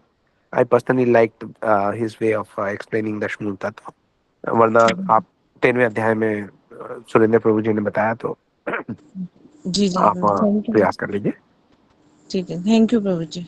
ओके दीदी, हरे कृष्णा। गौरप्रिया दीदी कुछ कहना चाहती हैं। हाँ जी हाँ, दीदी आप। जी, क्षमा करना कि बीच में मैंने क्या अ, जी, जी, प्रभु जी वो दशमूल तत्व दीदी पूज्य पाठ भक्तिवेदांत पद्मनाभ महाराज जी ने भी उस पे कुछ क्लासेस ली हैं, जी वो या सारी यूट्यूब सुने पे। थे, सुने हाँ, हैं मैंने, वो शेयर्ड किया। सारी यूट्यूब पे अवेलेबल हैं, वो भी है। और एक गुरु जी का आर्टिकल है, वो उन्होंने शायद ऑकलैंड में बोला था या बाहर कहीं, तो वो भी मैं आपको शेयर कर दूंगी। उसमें भी गुरुदेव ने बहुत ही सरल भाषा में दशमूल तत्व समझाया है, तो वो मैं आपको बता दूंगी। दीदी परफेक्ट। कौन से ग्रुप में करोगे दीदी प्लीज? मैं आप सिर्फ कौन वो से में हो दीदी, आप कौन से में एक हो? प्रभुपाद लीलामृत में हूँ, और इसमें क्या कहते हैं कृष्ण की ओर जो आप आप देते मेरे हो ना को, कॉमन आप में। मुझे पर्सनल मैसेज हरे कृष्णा भेज सकते हो दीदी, मेरे पास हाँ आपका। दीदी, हाँ है, आप, रमणी राधिका देवी दासी बोल रही हूँ दीदी। आप मुझे हरे कृष्णा भेज देना, मैं आपको पर्सनली शेयर करती थैंक यू दीदी, धन्यवाद, प्रणाम। हूँ। हरे कृष्ण प्रभु जी, हरे कृष्ण दीदी, दंडवत प्रणाम आप सबको। दंड प्रणाम दीदी। प्रभु जी अगर ज्ञाना दीदी हमें इसी ग्रुप में भेज देंगे तो हम भी कुछ सीखने का मौका जी, मिल जाएगा। ठीक है, हम सब मिलके प्रार्थना करते हैं गैना दीदी से कि वो सब ग्रुप्स में भेज देंगी। हाँ, राम कथा ग्रुप में भेज देते, हम राम कथा तो राम कथा सुनते ही ग्रुप में रोज। भेज देंगी। जय जी राम दीदी। कथा ग्रुप में भी। जी दीदी, ठीक है, दंडवत प्रणाम प्रभु जी, हरि बोल। दंडवत प्रणाम दीदी, हरि बोल। जी, आप लोगों में से कोई भी अगर राम कथा ग्रुप में नहीं है और उसमें ज्वाइन करना चाहता है किसी कारण से, तो प्लीज़ फील फ्री, आप ज्वाइन कर लीजिए। अपने मिलने वाले को, दोस्तों को, कलीग्स को अगर आप ज्वाइन कराना चाहते हैं तो उनके साथ भी आप लिंक शेयर करके उनको ज्वाइन करा सकते हैं। जी, कल से हमारा राम कथा का ग्रुप जो है उसकी कथा शुरू है। हर हफ्ते में 4 दिन होती है, मंडे से लेके थर्सडे तक। तो कल की कथा बड़ी मधुर कथा रहेगी। कल रामचरितमानस में गोस्वामी तुलसीदास जी स्वयं ही वारे-वारे जा रहे हैं, क्योंकि पहली बार हुआ है कि राम जी और सीता जी का मिलन जो है वो होने को है। कल प्रभु राम जी सीता जी की पुष्प वाटिका में जाएँगे और वहाँ पर सीता जी के दर्शन होंगे। बहुत मधुर कथा है। आप इसे जो चाहते हैं राम कथा सुनने के लिए, तो वो ग्रुप को ज्वाइन करके हमें कल ज्वाइन कर सकते हैं। 7:30 से 8 हमारी हर रोज़ कथा होती है, मंडे से थर्सडे तक। जी, इसके प्रभु जी अलावा आज हरे अगर किसी कृष्णा। और का प्रश्न हरे प्रभु जी हरे प्लीज जरा कृष्णा लिंक प्रभु जी। भेज दीजिएगा वो कृष्ण की और ग्रुप में, ये राम कथा वाला जी, लिंक जी। Please, it would help. जी दीदी, जी प्रभु जी, मैं प्रार्थना करूँगा निशा दीदी से कि वो लिंक भेज देंगी। हाँ, जी वो कृष्ण प्रभु की जी, और मैं जो भेज दूंगी। इंटरेक्टिव ग्रुप है ना, प्लीज उसमें रीसेंड कर देंगे तो इट वुड जी, जी हेल्प। ज़रूर प्रभु कर थैंक देंगे। यू जी। हरे कृष्णा। हरे कृष्णा प्रभु जी। जी, सुरेखा दीदी का हैंड रेज़ है। हरे कृष्णा प्रभु जी, दंडवत प्रणाम। प्रभु जी, दंडवत प्रणाम दीदी। ये आज जी। जो क्लास हुई है, ये क्लास आज की जो हुई है, हर संडे क्लास लेते हैं कि आज स्पेशल क्लास हुई है कोई ये जी, कर्म की? आज देखिए गुरुजी की ऐसी कृपा बन पड़ी कि आप लोगों की सेवा का सौभाग्य मुझे प्राप्त हुआ।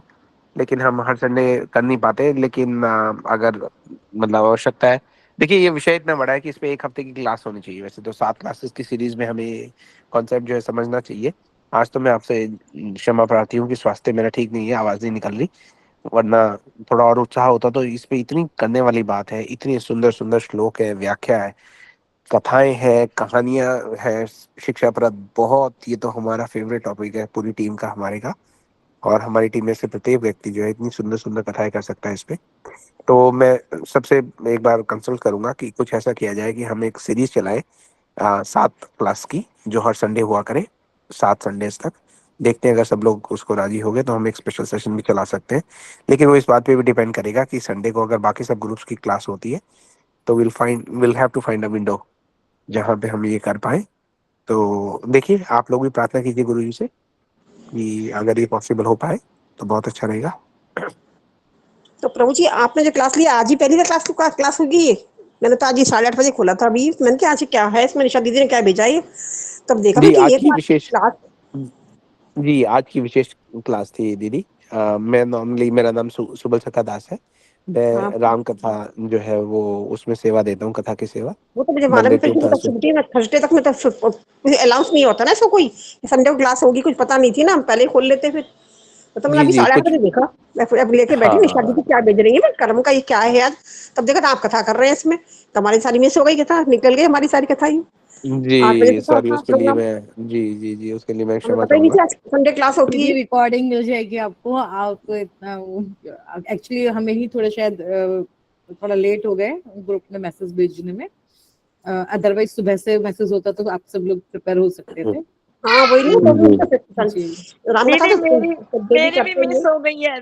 दीदी मेरी भी मिस हो गई, जी आज पता दीदी, ही नहीं चला हमें। रिकॉर्डिंग बिल्कुल रिकॉर्डिंग आ रिकॉर्डिंग जाएगी। भेज दीजिएगा हाँ हाँ, जरूर दीदी, श्योर सुन श्योर लेंगे हम। दीदी, बिल्कुल बिल्कुल। जी, जी। इन दिनों मैं थोड़ा विदेश यात्रा पे हूँ, तो मेरा कम्युनिकेशन जो है कॉन्टैक्ट ठीक प्रकार से है नहीं। इस कारण से थोड़ा कथा की कन्फर्मेशन में भी टाइम लग गया। लेकिन आप लोगों को रिकॉर्डिंग दे दी जाएगी और आगे से हम पूरा प्रयास करेंगे कि टाइम पे आपको नोटिस मिल जाया करे। थैंक यू प्रभु जी। ठीक है दीदी, हरे सीमा कृष्णा। धन्यवाद सीमा प्रभु जी। दीदी, सीमा दीदी हरे आपका कोई धन्यवाद दीदी। प्रश्न है? धन्यवाद हाँ प्रणाम। जी, हरे कृष्णा। हरे कृष्णा हरे प्रभु जी, कृष्णा मेरा दीदी। हरे कृष्णा प्रभु जी, दंडवत प्रणाम प्रभु सभी। जी, हरे कृष्ण हरे दीदी। कृष्णा प्रभु जी, दंडवत प्रणाम। दंड प्रणाम सीमा दीदी। दीदी हाँ जी, हाँ जी प्लीज माता। प्लीज म्यूट कर लीजिए बाकी और सब लोग। हाँ, बिल्ली की प्रभु आवाज आ जी रही है। आपने जी राम कथा दीदी, ये किसी और का है निशा माता जी, दीदी, किसी और आप की सबको नहीं म्यूट कहना कर है। दीजिए और सीमा दीदी को जी अनम्यूट कर दीजिए। ऐसा करते हैं सीमा आज। दीदी, अब आप अनम्यूट कर लीजिए अपना। हाँ जी, हाँ जी, हरे कृष्णा। हाँ जी जी, जी जी। सुन, हाँ जी माता जी, मेरा ना क्वेश्चन है प्रभु जी से है, जैसे मैं ना आजकल थोड़ा डिस्टर्ब चल रही हूँ, कर्म को लेके क्वेश्चन है। पहले मैं जॉब करती थी, जी, तो फिर बीच में कोरोना टाइम में ना कुछ ऐसे दिक्कतें आई कि बड़ी सारा कुछ work from home and so, तो मेरी जॉब छूट गई थी सर प्रभु जी। फिर मेरी अपने हम्म, सिद्धांति जी महाराज, हमारे भक्ति वेदांत सिद्धांति जी महाराज से दीक्षित हूँ मैं। 18 में मेरी जय दीक्षित हुई है पूर्ण। तो मेरा जय क्या चल रहा है कि मुझे अब बहुत ज्यादा फाइनेंसिस की जरूरत है अपने पर्सनल, समझ सकते हो ना, जैसे मैं जॉब करती थी। जी तो मैं जी ना मठ में कुछ सेवा कर पा रही, देखो पैसा भी बहुत जरूरी है भक्ति, अगर हमने कहीं तीर्थ यात्रा जी करनी है तब भी हमें पैसा चाहिए। जी अब क्या हो रहा है कि मेरे जो जॉब्स, जो मेरे फील्ड है ना, उससे रिलेटेड वैकेंसीज निकली हुई है। पिछले 6 महीने से मैं ट्राई कर रही हूँ, इंटरव्यू देती हूँ, सिलेक्शन नहीं होता, इंटरव्यू देती हूँ, सिलेक्शन नहीं होता। फिर मैं क्या है कि 1 हफ्ता डिप्रेशन में जाती हूँ, भाई मेरे में ऐसी क्या, क्यों नहीं हो पा जी, रहा है, सही बात क्यों है। नहीं। हाँ तो जी उससे जी मेरे को हील करने, मतलब फैमिली भी डिस्टर्ब होती है, बेटी है मेरी, बेटी भी डिस्टर्ब होती है, हस्बैंड भी की क्यों चिंता क्यों कर रही है, भगवान दे रहा है, ठीक है मैं मानती हूँ। लेकिन मैं चाहती हूँ मैं अपने गुरु की सेवा के लिए ही मेरे को एक अपना, क्योंकि अभी एज भी है इतने, तो अभी नौकरी करने की उम्र है, इतने बुजुर्ग तो हुए नहीं कि आराम से बैठे रहें, दिमाग, समझ रहे हो ना, मैं अपना दिमाग हमारा जी, घूमता है, सही बात टेक्निकल, है। मैं वैसे भी टेक्निकल पढ़ाई पढ़ी हुई है मैंने, तो जी बैठ खाली नहीं बैठ पा रही हूँ। और जी जॉब में घुसना क्यों जरूरी है कि जॉब से हमें स्टेबल इनकम आती है प्रभु जी, जी जी बाकी काम से नहीं आती, चाहे हम कितने हाथ पैर मार लें इधर उधर, 2 दिन काम मिलता जी है फिर नहीं मिलता है। जी तो मैं जी जी अपनी जी जो चैटरिंग है ना माइंड की, वो नहीं मैं कंट्रोल, मेरी जब भी डिस्टर्ब हो रहा है प्रभु जी, मेरे गुरु जी से तो सही बात नहीं बात हो है। पाती, वो विदेश टूर पे होते हैं अपने। जी जी जी इस हाँ कर्म, ये कौन इससे निकलना इतना दिक्कत हो जाती है, पूछो मत, ये मेरा जी क्वेश्चन ये नहीं नहीं, था। आप देखिए दीदी, आप बिल्कुल सही कह रहे हैं। हमारे जैसे व्यक्ति के लिए भी कहना तो आसान है, करना तो जिसको करना है उसके लिए मुश्किल है ना। तो इसमें तो कोई दो राय नहीं कि आप जो जिस स्थिति में हैं वो एक चुनौतीपूर्ण स्थिति तो आपकी है ही है। अब अगली बात ये आती है कि हमने अभी एक कथा की थी कि भाई वो जो चौकीदार है वो भगवान की जगह खड़े होकर कहते हैं हाँ, कि हे उससे मेरे को भगवान, बड़ा रिलीफ मिला है जी प्रभु आप जी। आप जो भी योजना करते हैं वो आपके लिए करते हैं। आप देखिए, ये हो सकता है कि आपकी कहीं नौकरी लगने वाली हो, जहां पर आपकी नौकरी लगे और वो नौकरी में आप उन लोगों के साथ काम करें जो आपको इतना स्ट्रेस दे, इतना टेंशन दे कि आपकी भगवान की भक्ति ही छूट जाए, है ना। तो हाँ, ये तो भगवान आपकी जो, जब आप भक्ति की तरफ गुरु पदाश्रय आपने ग्रहण किया है पूज्य पाद सिद्धांति महाराज जी का, हाँ तो जी। आप ये समझिए कि जो भी हो रहा है वो प्रभु की इच्छा के साथ हो रहा है। आपको एक व्यक्ति था, उसने ये कहा कि हर रोज मेरे अकाउंट में से $100 निकाल लिए जाते हैं। बड़ा परेशान था, बड़ा परेशान था, बोला मैं बैंक नहीं पता लगा पा रहा क्या हो रहा है। 5 साल बाद बैंक ने उसको बताया कि ओहो, हम आपको नोटिफाई नहीं कर पाए, हमारा सिस्टम ऑटोमेटिकली ऐसे सेट हो गया था कि हर रोज आपके अकाउंट से $100 निकल रहे थे। लेकिन गुड न्यूज ये है कि आपके पास एक लोन था जो आपने 30 साल का लोन लिया था। अब आपकी जो पेमेंट है, जब हम वो टैली कर रहे हैं, तो आपका वो लोन जो है पूरा का पूरा खत्म हो गया है। उस पे अब आपको 30 साल तक इंटरेस्ट भी नहीं देना, और आपका लोन जो है पूरा चुकता हो गया, इसलिए आपको वो भी नहीं देना। कॉन्ग्रेचुलेशन, बैंक वाला हाथ मिलाने लग गया उससे। अब वो वेरी व्यक्ति गुड। सोचने लगा कि अगर ये मजबूरी में $100 में से रोज ना निकालते तो मैं तो कभी भी नहीं देता। लेकिन मेरा 30 साल का कष्ट जो है 2 साल में खत्म हो गया और मुझे इंटरेस्ट भी नहीं देना पड़ रहा। अब उसकी समझ में नहीं आ रहा कि वो धन्यवाद किसको दे, है ना। समझ गया मुझे। तो हाँ, हमें ये सोचना है कि इसका मतलब भगवान हमें बहुत बड़े संकट जब भी हमारे पास कोई भी कष्ट आए और हम हाँ, भक्ति में जाने का प्रयास कर रहे हैं, तो हम भगवान को उसी टाइम भाग के जाएं और धन्यवाद दें कि आपने कितने बड़े कष्ट से मुझे बचा लिया। जब भरत महाराज अयोध्या वापस आ रहे हैं ननिहाल से, तो उनको पता लगता है कि भाई उनके जो पिताजी हैं वो चल बसे। बहुत दुखी होते हैं, तो कहते हैं मेरे राम भैया कहाँ है। जब उनको पता लगता है कि राम वनवास चले गए, तो वो अपने पिता के वध को भूल जाते हैं, पिताजी के मृत्यु को भूल जाते हैं, है ना। क्यों, ठीक वही है। कहते हैं बड़ा दुख आ गया तो छोटा दुख अब मुझे याद ही नहीं है। उनके लिए राम जी से जो विरह है वो अपने पिता की मृत्यु से होने वाले दुख से भी कहीं ज्यादा अधिक है। तो भगवान जो है वो हमें बड़े कष्ट से बचाने के लिए कई बार छोटे कष्ट दे देते हैं, कंसेशन देते हैं भगवान। थोड़ी सी तो गड़बड़ी करते हैं, हालांकि वो बोलते हैं कि कर्म का साइकिल है, मैं तो बिल्कुल इंटरफेयर नहीं करता, लेकिन हाँ, वो इंटरफेयर तो करते ही हैं, वो उन आसान बना देते हैं। हाँ, ये कोई और चीज से मेरे को बचा रहे हैं, मैं समझ गई मुझे, मैं हम हाँ डिप्रेशन में बिग। चले जाते हैं, हमें लगता है कि देखो गुरु की सेवा भी हमें करनी होती है, हमें अपने मठ की सेवा भी करनी होती है थोड़ा बहुत। और हर आप ये वक्त हम देखिए, दूसरे पे डिपेंडेंट होके, वो नहीं मैं कर नहीं पा रही नहीं, इवन। आप देखिए होता क्या है कई बार हम, मैं अपनी बात कर रहा हूँ, आप तो इतनी अच्छी डिवोटी है ना। नहीं देखिए मुझे मैं अपनी बिल्कुल बात भी करता नहीं। हूँ कई, नहीं नहीं, मैं आपको सच्ची बता रहा हूँ, आप मेरी बात एक बार सुनिएगा, फिर मुझे आशीर्वाद भी दीजिएगा थोड़ा सा। कई बार ऐसा होता है कि हमारी जो, मेरे जैसे व्यक्ति का जो फॉल्स ईगो है, अहम है, वो ये कहता है कि मैं सेवा इस प्रकार से करूंगा। हो सकता है भगवान हमें उस प्रकार की सेवा लेना ना चाह रहे हो। मान लीजिए मैं पहुंचूं अपने पिताजी के पास और उनको अभी डायबिटीज है, और मैं बोलूँ ये लो गुलाब जामुन खाओ, और वो कहे नहीं भैया मुझे तो गुलाब जामुन नहीं खाने, मैं कहूँ नहीं नहीं मैं लेके आऊँ आप खाओ। वो कह रहे मेरे लिए तो कष्ट है, मैं तो नहीं लूंगा, मेरी तबीयत खराब हो जाएगी। तो उसी प्रकार से कई बार हम ये सोचते हैं कि हमारे पास धन आएगा तो हम मठ की सेवा हाँ, करेंगे, ठाकुर जी की गुरु बिल्कुल सेवा सही। करेंगे। लेकिन वो ये कहते हैं हमें आपसे धन ही नहीं चाहिए, ये धन आपको पकड़ लेगा। तो हाँ, हमें धन नहीं चाहिए, हमें आपका मन चाहिए, हाँ, बिल्कुल सही। है ना? हम तो उनकी वही है ना, तसल्ली तो तुच्छ बुद्धि हमारी, हम सोचते हैं कि हम और थोड़ी सी अपनी कहीं सेवा में करें, तीर्थ यात्रा में जी, पैसा लगता है, ये वहां पे भी हम किसी हाँ, आराम से चले क्योंकि जाएं। मेरे जैसा व्यक्ति ये सोचने लगता है, अरे भाई तुम्हारे पास मौका है, तुम्हारे पास अभी एज है, काम करो, ये करो, वो करो। लेकिन हम ये कह रहे हैं ना तो ये एज हमारी है, ना ये मौका हमारा है, ना हमारी एजुकेशन हमारी है, हम तो केवल गुरु जी के हैं। तो उनकी सबसे अच्छी जो भक्ति है, सबसे अच्छी सेवा जो हम कर सकते हैं ना, वो देखिए वैसे तो वापो और वाणी में वाणी को अधिक महत्व दिया गया है। उनकी वाणी को फॉलो करते हुए अपनी जीवन शैली को थोड़ा थोड़ा बदलें। और देखिए एक भक्त होने के कारण हम तो ये समझिए कि एक बहुत बड़ा वरदान है हमें। भक्त का मतलब है एक प्रसन्न व्यक्ति, है ना? तो आपको तो हर समय प्रसन्न ही रहना है, क्योंकि आप अब और क्या चाहिए जीवन में, ये बताओ ना? प्रभु जी पैसा बहुत तो आपके अच्छा आंसर भाग्य का दिया, था। बहुत अच्छा आंसर दे रहे हो आप। बहुत। जी, पैसा तो जो भाग्य का था वो आपके पास ऐसे आता रहा कि आपको पता भी नहीं लगा, हाँ, है ना? काम सारे हो गए, आ, बिल्कुल सही बात। बस अपनी जी मैं एजुकेशन की सोचते हैं हम कि अब इसका फायदा उठाए और फायदा उठाए, वो हमारे डिप्रेशन जी डिस्टर्ब हो रहे हैं उसका खुद ही। देखिए आप ये समझिए कि एक व्यक्ति, मैं अभी विदेश यात्रा में आया हूँ, ठीक है? तो मेरे पास एक टिकट थी। टिकट मेरे लिए जरूरी थी प्लेन में चढ़ने के लिए, लेकिन जब एक बार प्लेन लैंड हो गया, मैंने अपना बैग पकड़ लिया, बाहर आ गया, तो अब मुझे उसकी टिकट की आवश्यकता नहीं है। आपके साथ जीवन में कल तक जो हुआ वो इसलिए हुआ ताकि आप आज तक पहुंच जाओ।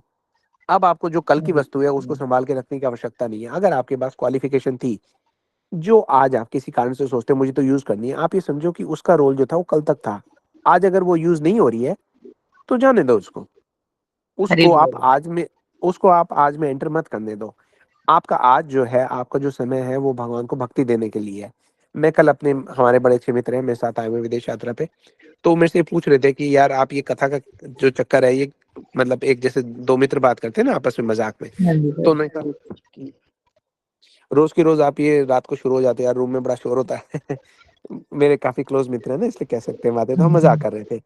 तो मैं उनको बता रहा था कि मेरे जैसे व्यक्ति के लिए कितना आवश्यक है कि मैं अपना समय जो है, समय के अलावा तो कुछ है नहीं ना हमारे पास देने के लिए, और मेरा समय काम में, व्यवसाय में, बिजनेस में इतना बिजी रहता है कि हो सकता है मैं इतना बिजी हो जाऊं कि मैं भगवान के को समय ना दूं।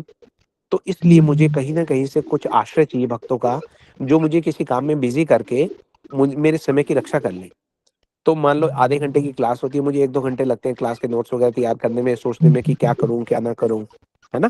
ठीक कुछ है, और समझ समय चला गई। जाता है, तो मैं सोचता हूँ ज्यादा से ज्यादा समय मेरा, क्योंकि समय जैसे ही जाएगा, समय चोरी करने के लिए हमारे पास इतनी चीजें हमारे मतलब अदृश्य है ना, हमें दिखती नहीं है। अभी आप देखोगे कि अरे मुझे तो फोन ही नहीं मिल रहा था, पास में पड़ा फोन दिख जाएगा।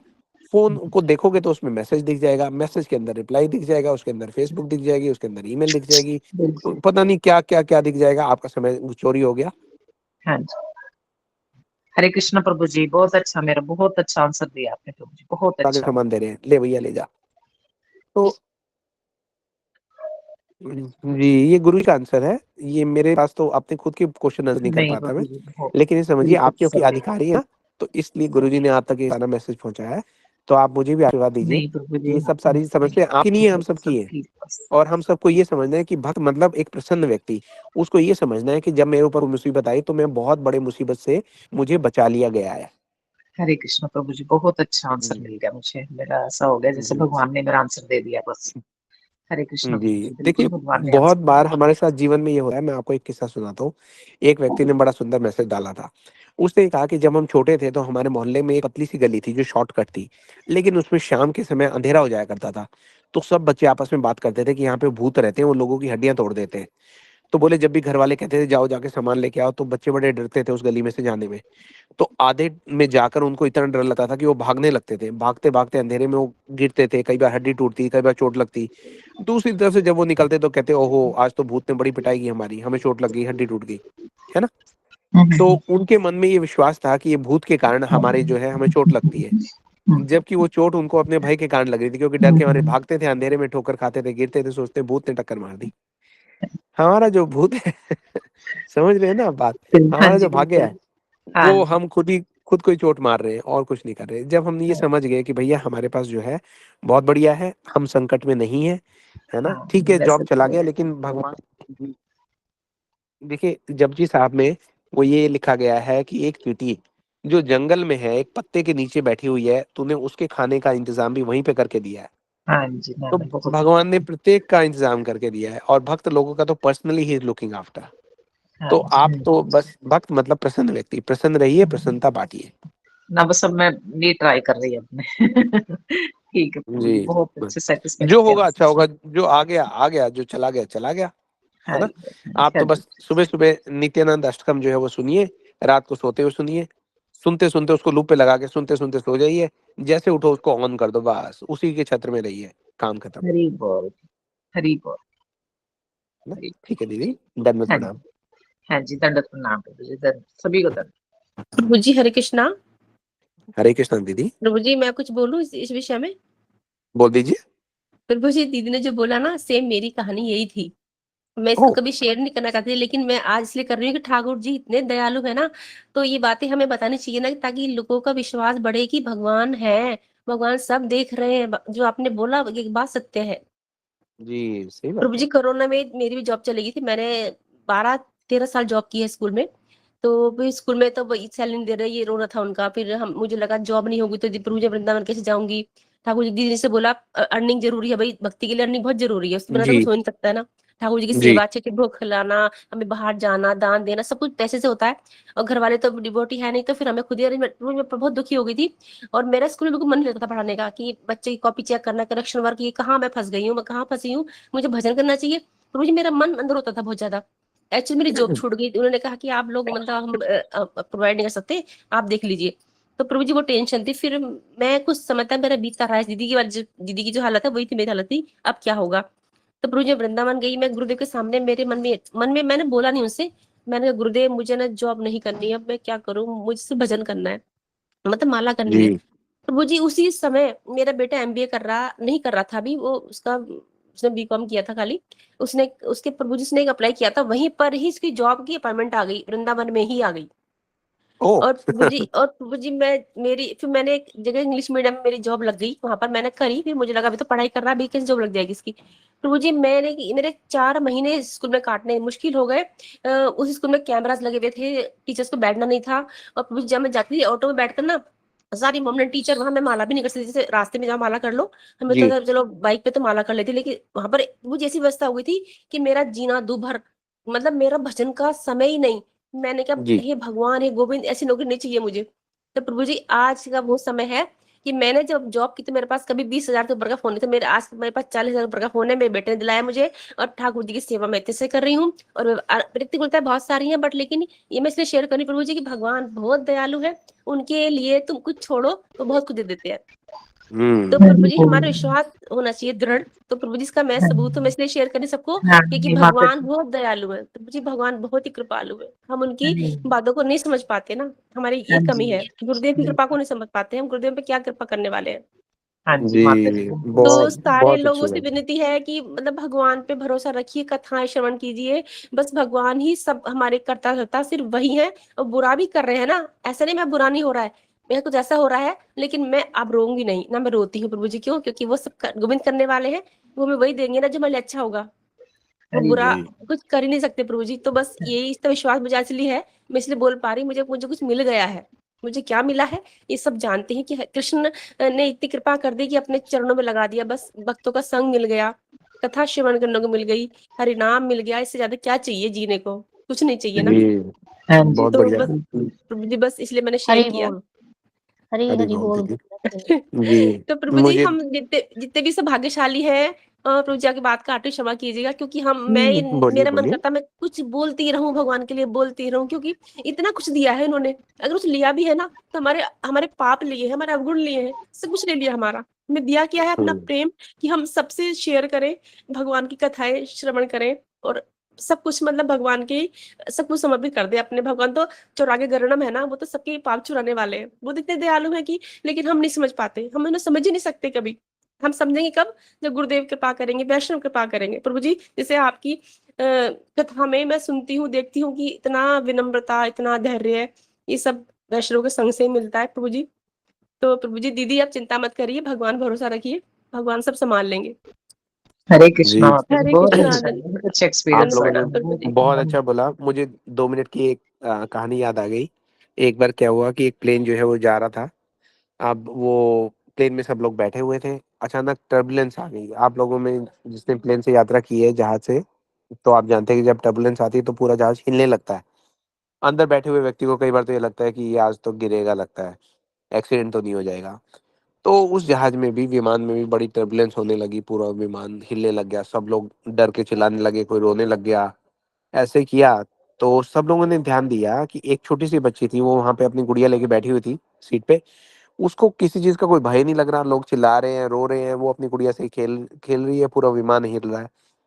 तो उसके साथ वाले यात्री ने उनसे पूछा कि बेटा आपको डर नहीं लग रहा, हम सब तो रोने को हो रहे हैं। तो कहती नहीं, मुझे तो डर नहीं लग रहा।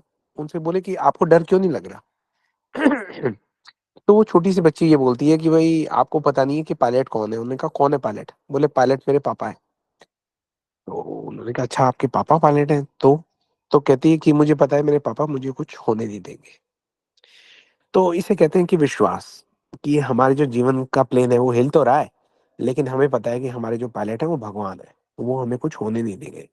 थोड़ा बहुत डर, थोड़ा सा ये थोड़ा सा कष्ट हमारे लिए अच्छा है ना? उससे भगवान को याद रखने में हमें आसानी होती है। तो वो हम जो है उसको बर्दाश्त करते रहे। तुलसीदास जी ये कहते हैं कि प्रारब्ध पहले रचा, पाछे रचा शरीर, तुलसी चिंता क्यों करे, भजले श्री रघुवीर। है ना? हरे यहाँ पे तो जो चीजें हैं वो होती रहेंगी, होती रही है, हमारे से पहले भी होती रही है, हमारे बाद भी होती रहेंगी, हमारे साथ भी होती रहेंगी। बिल्कुल। भाग्यशाली जीव वही है जो श्री रघुवीर जी का नाम ले। That's it. हरी बोल, हरी बोल प्रभु जी, बहुत है बहुत ना? बहुत बढ़िया। जी, और आप सब लोग भाग्यशाली हैं, इसलिए सब मिलके मुझे भी आशीर्वाद दीजिए कि हम अपने जीवन को सब लोग इकट्ठे मिलके भगवान की कथाओं में, भगवान के पवित्र नाम के जाप में और सत्संग में बिता सकें। इससे अच्छा कुछ हो नहीं सकता इस जीवन में। हमें जो मिल रहा है इतनी बड़ी निधि है कि हम उसको समझ ही नहीं सकते, और शायद समझ पा भी नहीं रहे। लेकिन हमारे साथ बहुत बड़ी चीज हो रही है जो इस संसार में बहुत कम लोगों के साथ होती है। बिल्कुल, बहुत। जी। अनेक तो अनेक आपके धन्यवाद घर में प्रभु तो जी। सब दंडवत भक्तों प्रणाम, के घर में बहुत ही रोज की अच्छा लगा। रोज एक त्योहार का माहौल होना चाहिए। मैं तो बोलता हूँ सुबह सुबह आरती, मृदंगा, घंटी, करताल सब बजाओ, जैसे एक त्योहार है। हमारा तो हर दिन त्योहार है। नौकरी छूट जाए तो भी त्योहार है, बाढ़ आ जाए तो भी त्योहार है। हम तो एक अलग ही प्लेन में है। हमारे तो हरे पायलट कृष्ण, भगवान है। बिल्कुल। बहुत बढ़िया प्रभु जी, बहुत। जी, ठीक है दीदी। राजीव प्रभु आप कुछ कहना चाह रहे हैं? प्रभु जी हरे कृष्णा, सभी हरे कृष्ण वैष्णव को प्रभु कोटि कोटि दंड प्रणाम। प्रभु जी जी। ये राम प्रभु सत्र जी, दंडवत प्रणाम। और 7:30 बजे का जो समय है वो इतना मन की दिन भर की सारी तनाव को एकदम छूमंतर करने वाला है। इतने प्रेरणादायक जो आप बात करते हैं तो बस बिल्कुल भाव विभोर हो जाता है, और ऐसा मन प्रभु जी करता है कि बस ये कंटिन्यू चलती रहे रसधारा, भक्ति भावना की रसधारा चलती रहे, कभी समाप्त ना हो। जी, प्रभु आप जी सब लोगों की कोटि कोटि दंड प्रार्थनाओं प्रणाम। का स्वागत करेंगे। दंडवत प्रणाम प्रभु जी। हरे कृष्णा, दंडवत प्रणाम। हरे कृष्णा। आज तो बहुत ही सुंदर सेशन हो गया प्रभु जी। जी भावुक कर दिया सीमा दीदी के प्रश्न ने। जी, देखिए हम तो चाहते ही हैं कि इंटरेक्टिव सेशन रखे जाएं, लोग अपनी जो बात है वो कहें, हम सब मिलके उसकी चर्चा करें। इतना बड़ा परिवार है, उसका लाभ तो उठाएं। इसका कोई फायदा नहीं होगा कि एक व्यक्ति आए वो अपनी बात बोल के चला जाए। वन वे ट्रैफिक नहीं होना चाहिए हमारे यहाँ, टू वे ट्रैफिक होना चाहिए। सब लोग अपनी अपनी बात बोल सके ना, तभी तो संबंध बनेगा। जी प्रभु प्रभु जी जी, हाँ अच्छी प्रभु बिल्कुल। प्रिया जी दीदी अपना आपके ना एक्सपीरियंस, ये अच्छी मैं प्रिया अपने दीदी का तो एक्सपीरियंस बहुत ही सुंदर है, बहुत अच्छा किया दीदी, आपने अपना अनुभव शेयर किया। जी जी दीदी आप माता प्रभु जी, जी ये मैं अपने रिश्तेदारों को भी नहीं कह सकती ये बात ना। मैंने सिर्फ प्रभु जी अपने परिवार सोच के आज कही कि मेरा वहीं से मेरी समस्या का हल यहीं से निकलेगा। रिश्तेदारों किसी से कभी बताई नहीं ये बात, कोई जी होगी भी दीदी नहीं। भी हरे के चलिए, मैंने भी किसी से नहीं कहा, सिर्फ आज पहली बार शेयर किया ये वाली बात आपसे। हरि बोल। हरे जय कृष्णा प्रभु जी। हरे हरे कृष्णा प्रभु जी। कृष्णा प्रभु जी, दंडवत प्रणाम। मैं कुछ बोल हरे सकती कृष्णा हूँ? प्रभु जी। मेरा जो लाइफ का जो समय था, स्टूडेंट लाइफ, उसमें मैं एक मंदिर प्रतिदिन अपने मित्र के साथ नियमित रूप से जाता था।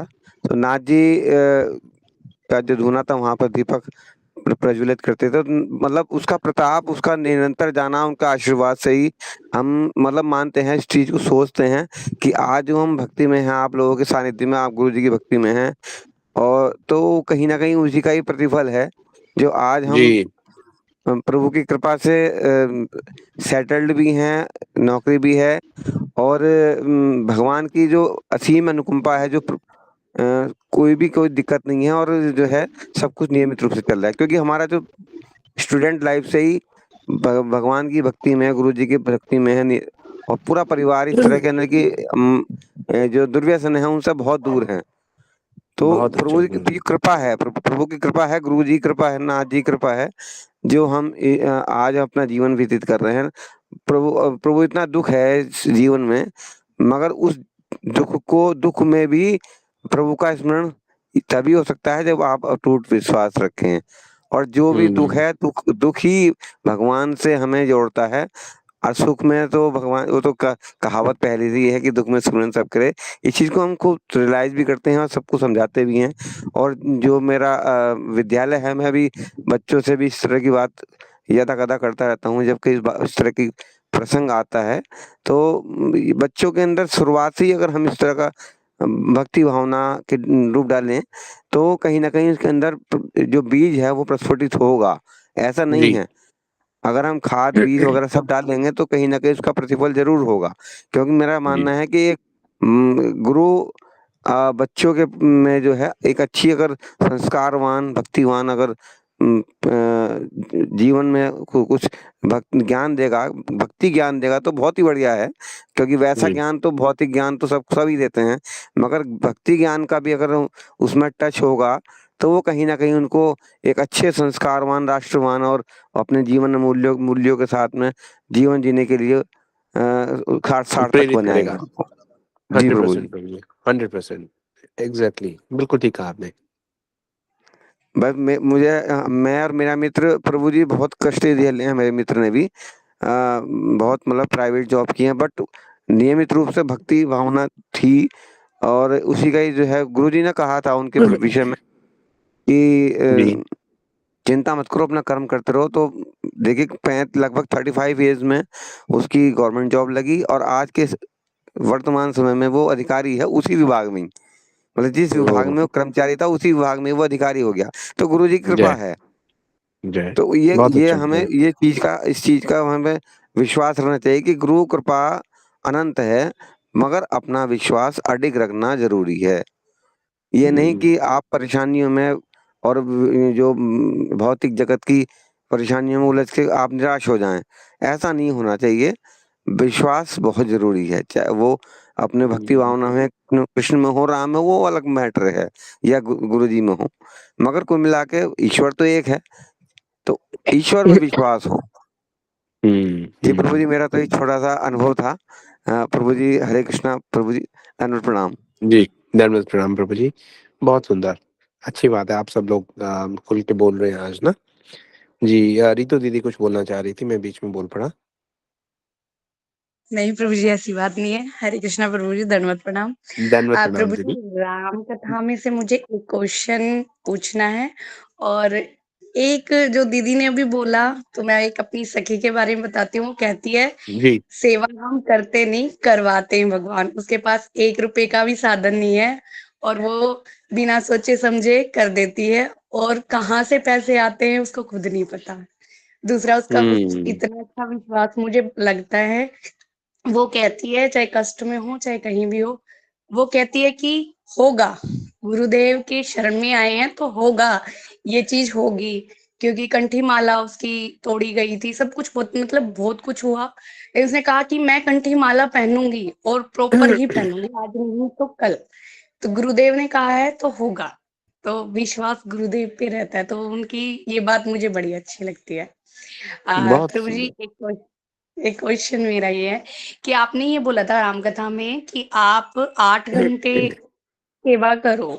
तो प्रभु जी, मतलब जैसे हम बहुत मतलब काम में उलझे पड़े हैं, तो 8 घंटे कैसे दें, मतलब किस तरह से दें, मतलब माला के जी ही नहीं थ्रू? नहीं सॉरी, मैंने आपको मिसलीड कर दिया। मैं ये कहना चाह रहा हूँ कि मेरे जैसा व्यक्ति, काश के वो समय आए 8 घंटे तो बहुत बड़ी अवधि होती है, 8 मिनट भी दे पाए।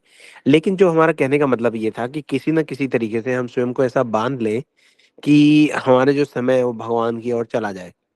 मान लीजिए आप यात्रा करते हैं, ऑफ़िस से घर जाते हैं फॉर एग्ज़ाम्पल, आपके साथ जो सहकर्मी होते हैं, आपके कलीग्स होते हैं या ट्रैवल करने वाले होते हैं, उनमें से किसी से कोई दोस्ती कर लें, है ना? हमारे एक वो है मित्र हैं, वो क्या करते हैं कि वो जैसे ही वो ट्रेन में जाते हैं, वो जिस ट्रेन में जाते हैं ना उसमें उनको इंडियंस आस-पास मिलते हैं। तो ट्रेन में जाते ही अपना फ़ोन उठा लेंगे और ऐसे बात करेंगे जैसे वो किसी से बात कर रहे हैं और उसको बोलते हैं, "अच्छा जी, मैं आज वाली कथा आपको सुनाता हूँ।" तो 15 मिनट तक वो फ़ोन पे कोई नहीं है फ़ोन पे दूसरी लाइन पे, लेकिन वो बोलते रहेंगे कथा। अब वो जब कथा बोलते हैं तो आस-पास के इंडियंस को, क्योंकि ट्रेन में सारे जा रहे होते हैं, तो उनको थोड़ी-थोड़ी आवाज़ जाती रहती है। तो अब वो ये कह रहे हैं कि 2-3 इंडियंस जो है अब उनके संपर्क में आने लगे हैं। वो ये कहते हैं कि भई हमारे वो बच्चे का बर्थडे, आप आके कथा कर देंगे? कहने का मतलब ये है कि भगवान से प्रार्थना करें कि येन केन प्रकारेण, किसी भी प्रकार से भगवान के बारे में बात करने का अवसर मिल जाए, तो वही सेवा है। आप भगवान से बस प्रार्थना कीजिए कि हमारा जो समय है, वो ज़्यादा से ज़्यादा आपसे संबंधित सेवाओं में लगा रहे। भगवान कोई न कोई अपॉर्च्युनिटी आपको कहीं न कहीं से निकाल देंगे। तो ये 8 मिनट या 8 घंटे ये मैटर नहीं करता। आपका जो भाव है वो प्रधान है कि आप भगवान से अपनी सेवा माँग रहे हैं। भगवान से भगवान की सेवा माँग रहे हैं, स्वयं के करने के लिए। तो उससे भगवान बहुत प्रसन्न होते हैं। हम भी भगवान के हैं, हमारा समय भी भगवान का है, हमारे प्रयास भी भगवान के ही ये दिए हुए हैं। भगवान ने हाथ ना दिए होते तो हम हाथ भी नहीं हिला सकते थे। तो भगवान की वस्तु भगवान को लौटाने के लिए हम प्रार्थना करते रहते हैं। तो ये जो सिंसियर प्रेयर है इसी का नाम भक्ति है, और तो क्या है। बहुत अच्छा प्रभु जी, लेकिन मतलब इसका तात्पर्य ये है, मतलब मैं खुद काफी दिन से ये सोच रही हूँ जब से मैंने सुना है कि कहाँ कैसे सेवा करूं, कहाँ से कथा सुनूं, मतलब मेरी माइंड में यही चल रहा है। तो मेरे को बस यही क्वेश्चन था कि मतलब माला से आप एक काम करो ना सेवा तो आप होती एक है काम करो ना, आप जैसे अपने घर जी। में भोगा बनाते हो ना ठाकुर जी के लिए, थोड़ा-सा रोज़ 2 आदमियों का एक्स्ट्रा बना लो, अपने पड़ोसी में से किसी को दे आओ। बोलो जी, ये लो आज हमने कुछ बनाया था, भगवान का प्रसाद है। भगवान का प्रसाद आप मतलब बाँटना शुरू करो इधर-उधर, किसी न किसी बहाने से। प्रभु जी, मैं ऐसी जगह हूँ, ना तो घर वालों को कुछ कह सकती, ना मैं बाहर वालों को कुछ कह सकती। बस इतनी कृपा हुई है गुरुदेव की कि घर पे जो भोग बना रही हूँ छुप-छुपा के, वो हाँ, इनको ही खिला रही हूँ। बस ये देखिए, आप आपके जैसे जो लोग हैं, वो भगवान के सीक्रेट एजेंट हैं। भगवान ने आपको प्लेस किया है वहाँ पे कुछ करो करने के लिए। तो आप जो भी कर रहे हो ना, आपका सारा टाइम जो है भगवान के कार्य के लिए जा रहा है, क्योंकि भगवान ने आपको वहाँ पे ही is planted you to do some certain things ना। आप जो है लोगों के भक्त बनने का कारण बनेंगे आगे-आगे। तो इस बात को सोच के आप प्रसन्न रहिए और अपने प्रयासों को और जैसा-जैसा टाइम, प्लेस एंड सर्कमस्टेंसेस के हिसाब से जैसा फ़ीज़िबल हो उसको थोड़ा और इंटेंसिफ़ाई कर दीजिएगा आप। बस, ज़्यादा डोंट बी मैं हार्ड ऑन योरसेल्फ। मैं प्रभु जी सारे वैष्णव को दंडवत प्रणाम करती हूँ और गुरुदेव को प्रणाम करती हूँ। अभी दंडवत हैप्पी भी प्रणाम जी। रहती हूँ, अपने शरीर पे भी ध्यान देती हूँ और ये तो सोचती जी। हूँ कहाँ से क्या करूँ, क्या नहीं करूँ। पहले काफ़ी टेंशन चल रही थी, काफ़ी सब कुछ हो रहा था, लेकिन अब समझ सब कुछ आने लग गया। तो अब इसलिए खुश हूँ। तो थोड़ा-सा ये था, उस दिन सोचा तो मैं अभी यही ढूँढ रही थी कि एक ही सेवा होती है या हम काफ़ी तरह से सेवा कर सकते हैं। 8 घंटे हुँ, हम दें तो बहुत अच्छा है, क्योंकि हम काफ़ी जगह अपना टाइम वेस्ट करते हैं। क्योंकि जो होम वाइफ़ होती है, जो इंडियन होती है, वो थोड़ा-सा है कि बच्चे ज चले गए तो 2 घंटे कहीं और दे देती हैं, ये दे देती हैं। तो मैं सोचती हूँ उसको छोड़ के हम इस चीज़ को ध्यान दें कि हम अपना टाइम कहाँ वेस्ट कर रहे हैं। तो प्रभु जी ये हुँ। काफ़ी दिन से दिमाग में था, तो आज मैं पूछने की कोशिश की। और प्रभु जी सैटरडे को आप जी। कथा हो सके तो कर लेना, क्योंकि 2 दिन हमारे वेस्ट ही जाते हैं।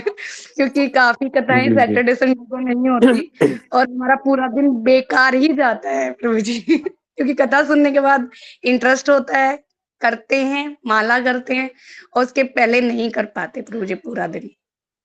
तो जी, आपका बहुत आपकी शुक्रिया, सभी वैष्णव के लिए बहुत शुक्रिया प्रभु जी। आप इतनी सेवा कर जी। रहे हो, अपना इतना कीमती वक़्त निकाल के। हम तो बेफ़ालतू के पड़े हैं प्रभु जी। पूरा दिन बेफ़ालतू के ही नहीं, है। नहीं।